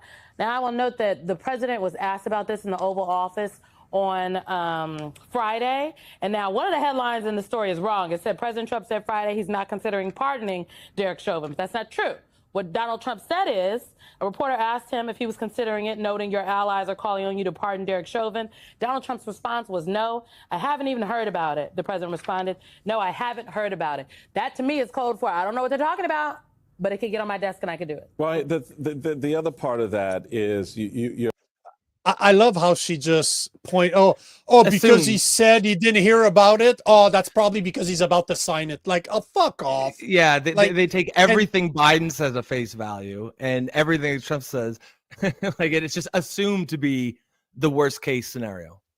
By the way, this is supposedly who replaced Joy Reid. That panel right here. I thought that was Joy Reid. Ouch. Let's get out. You're asking yourself, so why the hell would we want to pardon a guy whom we watched murder a man and was duly convicted at the state and federal level? You have this idea shortly after the video of George Floyd's death went viral in May of 2020. This pundit pointed to video of the incident to dismiss the argument that Floyd was resisting arrest. It's really ugly and really bad, and he said, adding that Chauvin should be prosecuted to the full extent of the law. What a difference 5 years makes. Now Shapiro claims that Chauvin's trial was a farce and that his conviction represents the defining achievement of the woke movement in America. So he's got.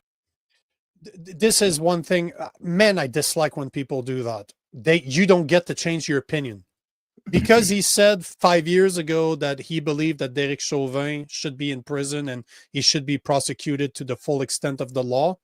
He doesn't get to change his opinion 5 years later. And agree with Ben Shapiro or not, I understand why he believed at the beginning that Derek Chauvin was responsible for George Floyd's death. But if you guys go back to this and don't need to, you can shoot the messenger all you want.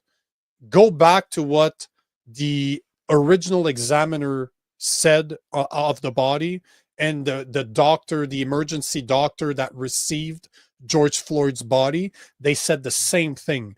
George Floyd died of a fentanyl overdose, which is why he was not able to breathe. That's why he keeps saying, I can't breathe, because that is one of the side effects of a fucking fentanyl overdose. And I can tell you that as a guy that's done martial arts, that's done a lot of jiu-jitsu, the position that Derek Chauvin had him in, the knee across the shoulder / neck, doesn't kill anybody. I've been in that fucking situation many times, and understand also that Chauvin is like a midget. He's like 5'7". And George Floyd's a monster. I don't know if you guys knew this, but that was a big boy. Like he's an old basketball player. He's like 6'4". He's a big guy. So that knee, was it uncomfortable? Fuck yeah, it probably was. His face is on the fucking side, is on cement or is on the asphalt. So of course it's not comfortable.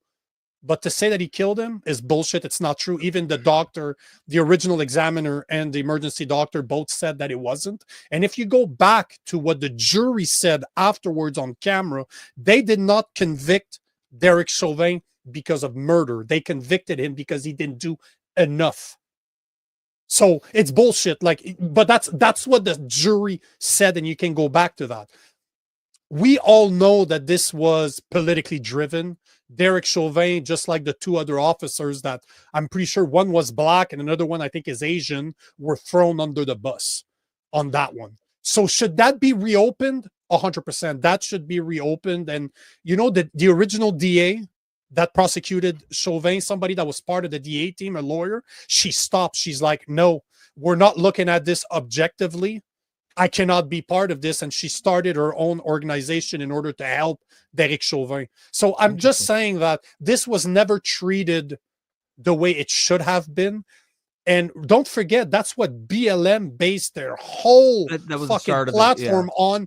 They used George Floyd dying from the get-go. But let's not forget that that guy has been in prison multiple times, has assaulted women in the past. We're not talking about a good guy here. And I'm not saying Derek Chauvin is a good guy either, because supposedly he does not have a good sheet as a police officer. What was his sentence?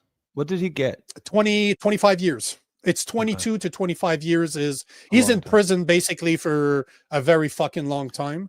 But the point is that, was Derek Chauvin a good guy? Nah, I don't think so. I think he was pretty much an asshole.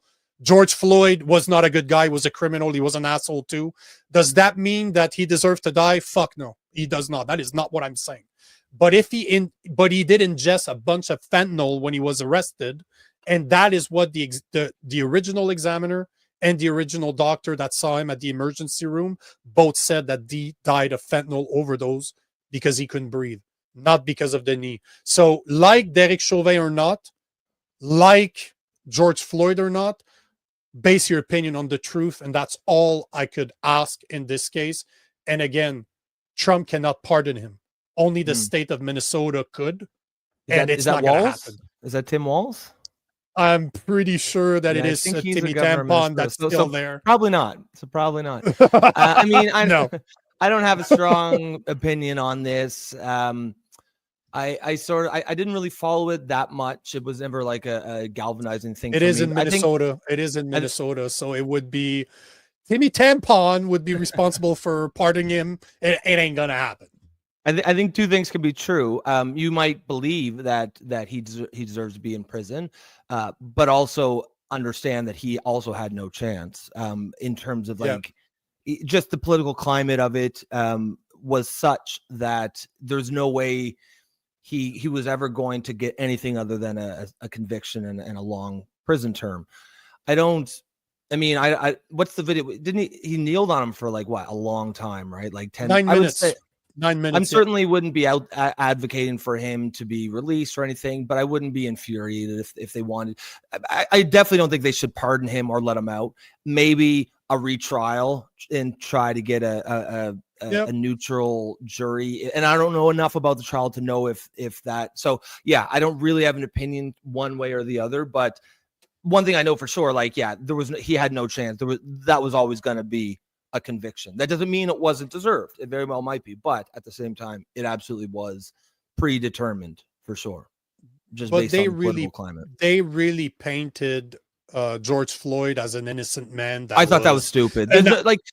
An outstanding citizen, yet you look at his rap sheet, you're like, he's got honors, like statues honoring him. Like, okay, I do not believe he deserved to die for sure, but that doesn't mean you got to pick your heroes a little better if you're the left. Daniel Penny against Jordan Neely, same situation. Now that one, I strongly believe that Penny should not have been charged at all. That was ridiculous. 100%, because he did nothing wrong. Nothing. And the same people wanted to crucify him. There'll be another video. Remember the homeless woman who was lit on fire in New York City, sleeping on a subway. No comment. The same people are saying, look, where was all the help? Where's all the men? Yeah. Well, who's going to speak up? Who's going to help when you're charging, people with attempted murder for being in a highly kinetic situation? And sometimes people die, especially when their bodies are racked with drugs and they're not healthy. I don't think Penny did anything wrong. I think he's a hero, to be honest. I do not believe I agree. I'm sorry. I completely agree. But I'm not saying that Derek Chauvin is a hero. I'm not comparing. No, understood. I am not. No. I just want to make sure. Daniel Penny is a fucking hero. Yeah. Derek Chauvin was an asshole. but so was George Floyd. Yeah. The thing I'm saying is that should he be in my opinion, should he be pardoned by what I've seen from the trial and how people treated him? 100%, because it was bullshit. He was let out to dry. They fucking crucified him. He had no chance. But and I'm happy for you to say this, because this is what I've been saying for 4 years. Love the guy or not, he does not deserve to be in prison right now. Now, should he be retrialed, like a fair trial? That I would love to see it. I would absolutely love to see it, but it's not going to happen. He's lost every single demand that he's tried. His lawyers have been trying ever since he got convicted, and they always get shut down. So, yeah. But again, don't forget that even if Trump pardoned him, even if he would, I don't see why he would, because it has no impact whatsoever. They're just going to move him to state, or maybe he's going to pardon him on the federal level so that it makes a stir in the public, because Trump's very good at doing that. But if they doing did that, stuff to move, yeah, but that's going to reopen. Minnesota would come hard on him, I think. To like, no, but that's okay. But that's okay, because if the point is to show Minnesota as being a place that is not based on common sense, that could be a political war that Trump Chauvin might have an on. issue with that. The epitome of being used as a political football. But... and been used from the left, and now from the right. Yeah. Yeah. Dude should just change his name to Pigskin, because he has just been used as a football from day one. And you know, I broadly, like, at no point have I ever thought that it was a giant injustice. I really haven't looked at it deeply enough to form a strong opinion. I started creating content around that time. Yeah. So I really, really was paying attention. And it's just, to me, it's all about being fair. You cannot convict someone because you don't like them personally. There's a difference. Now, should he face consequences for his actions? Probably. There's probably something. I think there definitely should have been jail time of some sort, for sure. But no, but it's not only that. No, the knee is one. The knee, I'm telling you, the knee did not kill him. I'm telling you, I've been in that situation before. It's not going to kill you. But based on his past, because from what I remember correctly, he's been in trouble before for not being Jason, police officers. So Chauvin was not, I assume, not a hero. 18 brutality complaints. That's my point. So, but the point that what I did not like about this is George Floyd was a criminal that's done really nasty shit. Chauvin was not the best of police officers, obviously, but that doesn't mean that George Floyd was a hero. That doesn't mean Chauvin is a hero, but he should be allowed to have a fair trial, which I think we can both agree he never did. I mean, that's... I didn't follow the trial enough to know if it was a fair trial or not. But I think even if the trial itself was conducted fairly, I just think that the moment of that story, there's no way you could sequester a jury to, like, it's just, it was just such a huge part of the culture. You'd have to have a jury from, like, fucking, you know, Mongolia or something in order to get a jury who wasn't tainted. And I just think like I said, even if it was conducted perfectly fairly, the conviction was preordained. And Jason, you and I are going to disagree on that one, but you're saying that if anyone believes that absence of that incident, Floyd would have dropped dead from the fentanyl, is not looking at this from an objective. No, I don't think that's true. Like, actually, that'd be such a huge coincidence.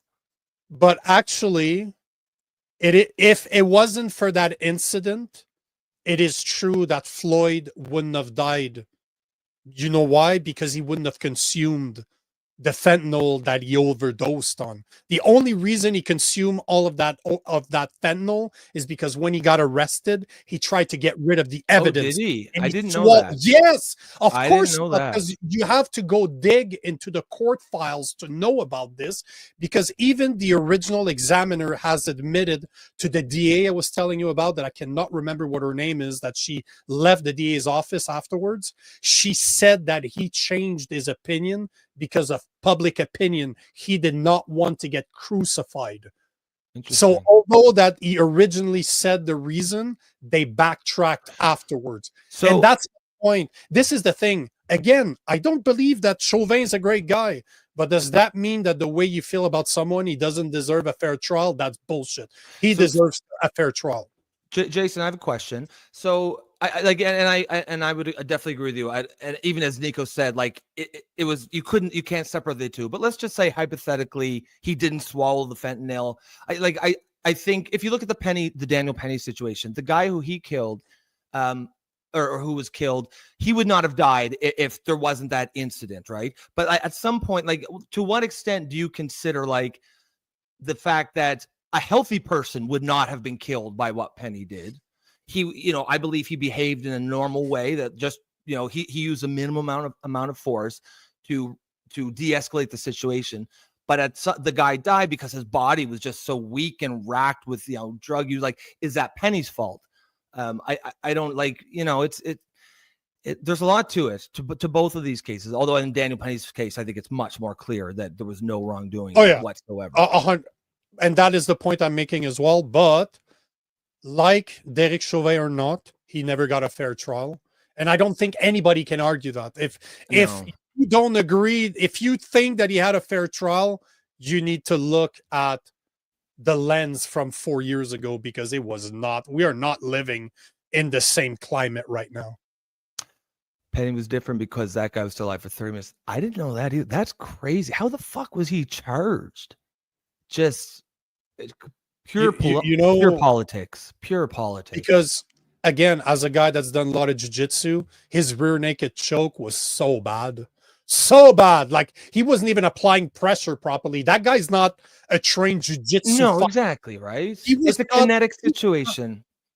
I would have choked that guy out in about 3 seconds flat. That guy would have been sleeping and he would have been fine. I would have rolled him up on his side, cuffed him or held him in a position until the police shows up. But Penny did not know what he was doing. He just action took him, prevented him from moving. And again, as you said, it's not what killed him. No. Yeah. And like Penny's, it's a dynamic situation. It's unfortunate. But at the same time, we'll leave it on that though.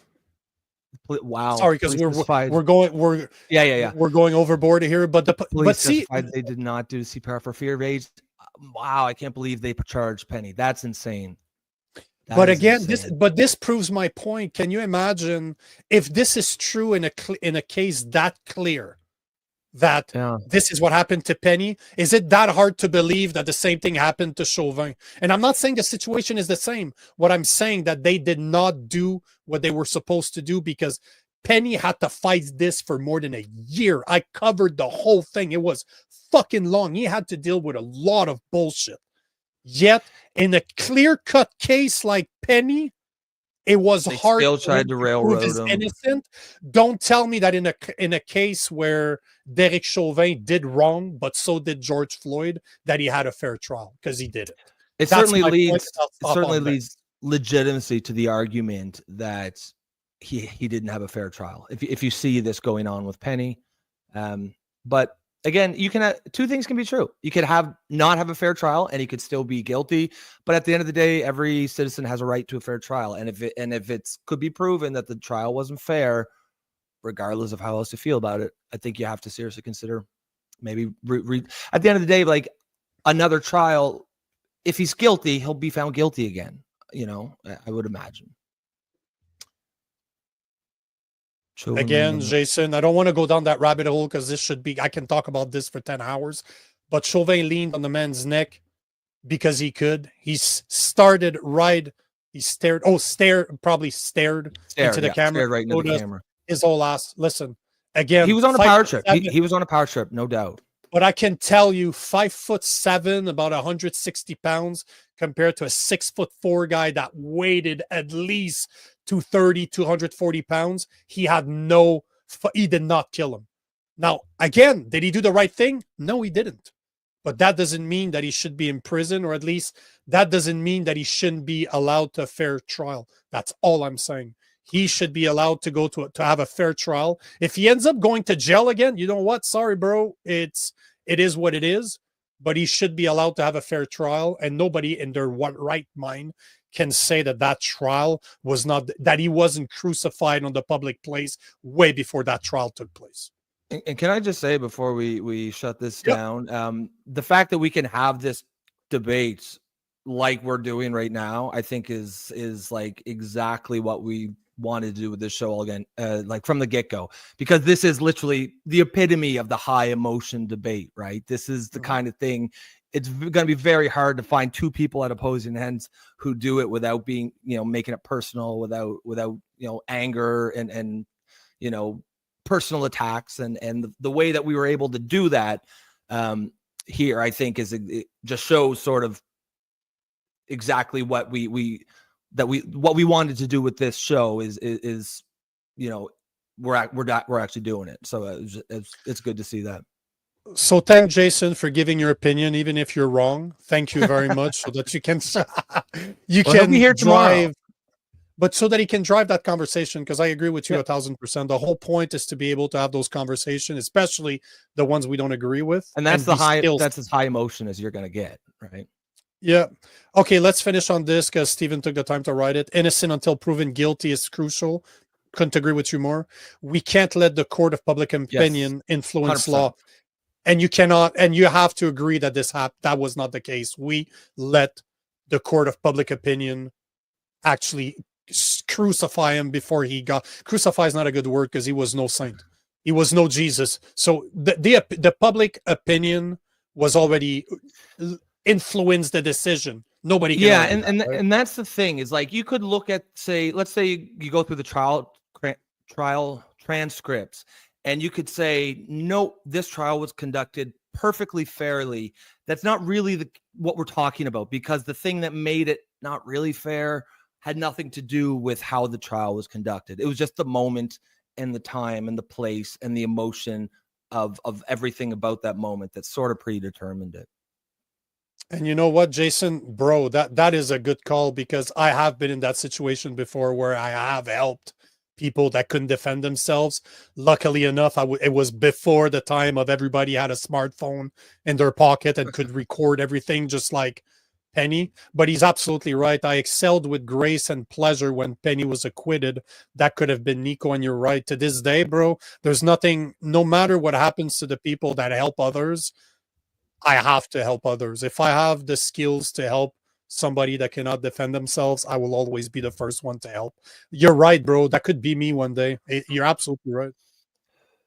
Yeah, fuck you great for even bringing that up, putting that type of energy out there. Fuck you, Jason. Yeah, you're like, I want to be mad at you. we're trying to have a debate here, Jason. Jesus. Yeah, no, I'm saying he's putting that energy out there. That could have been Nico. Oh, yeah, that karma. Don't bring that type of karma to me, bro. On that note, I think we're done. Yeah. We're 15 minutes Went past, a little bit guys. overboard, but yeah, but I think it was worth it. We covered all our subjects. I think. Yeah. Virtual high five, bro. I think it's the first time. Bling. So, guys, thank you for being there. Thank you for being with us the whole time. And you have no idea how much we appreciate every single one of you. Thank you for all the comments. We did a recording yesterday without the live, and it was so weird. It was not the same. No. So we feed off of your energy. The energy is thanks for being here, guys. The energy is completely different. It just feels like a couple of guys sitting around and talking to their computers. At least here, we know we've got our audience. We're engaged, and we can't tell you enough how much we appreciate you guys. And it's pretty cool. We're starting to build a little community here, which has always been the point. So Jason will be with us tomorrow, as he is always here on Wednesdays. So I'm sure we'll carry some of this over tomorrow. And then, like we said earlier, if you guys have any discussions you want us to talk about, any topics, hit us up on. You can follow me if you're not already at Rob_the Builder. You can follow Nico at the real. Is it real or the real? The real would have been so cocky. Real. No, I'm not that cool. I would have probably spelled the it Ohio State University. The real Nico Lagan. No, at real Nico Lagan. Make sure to follow the Political Orphans.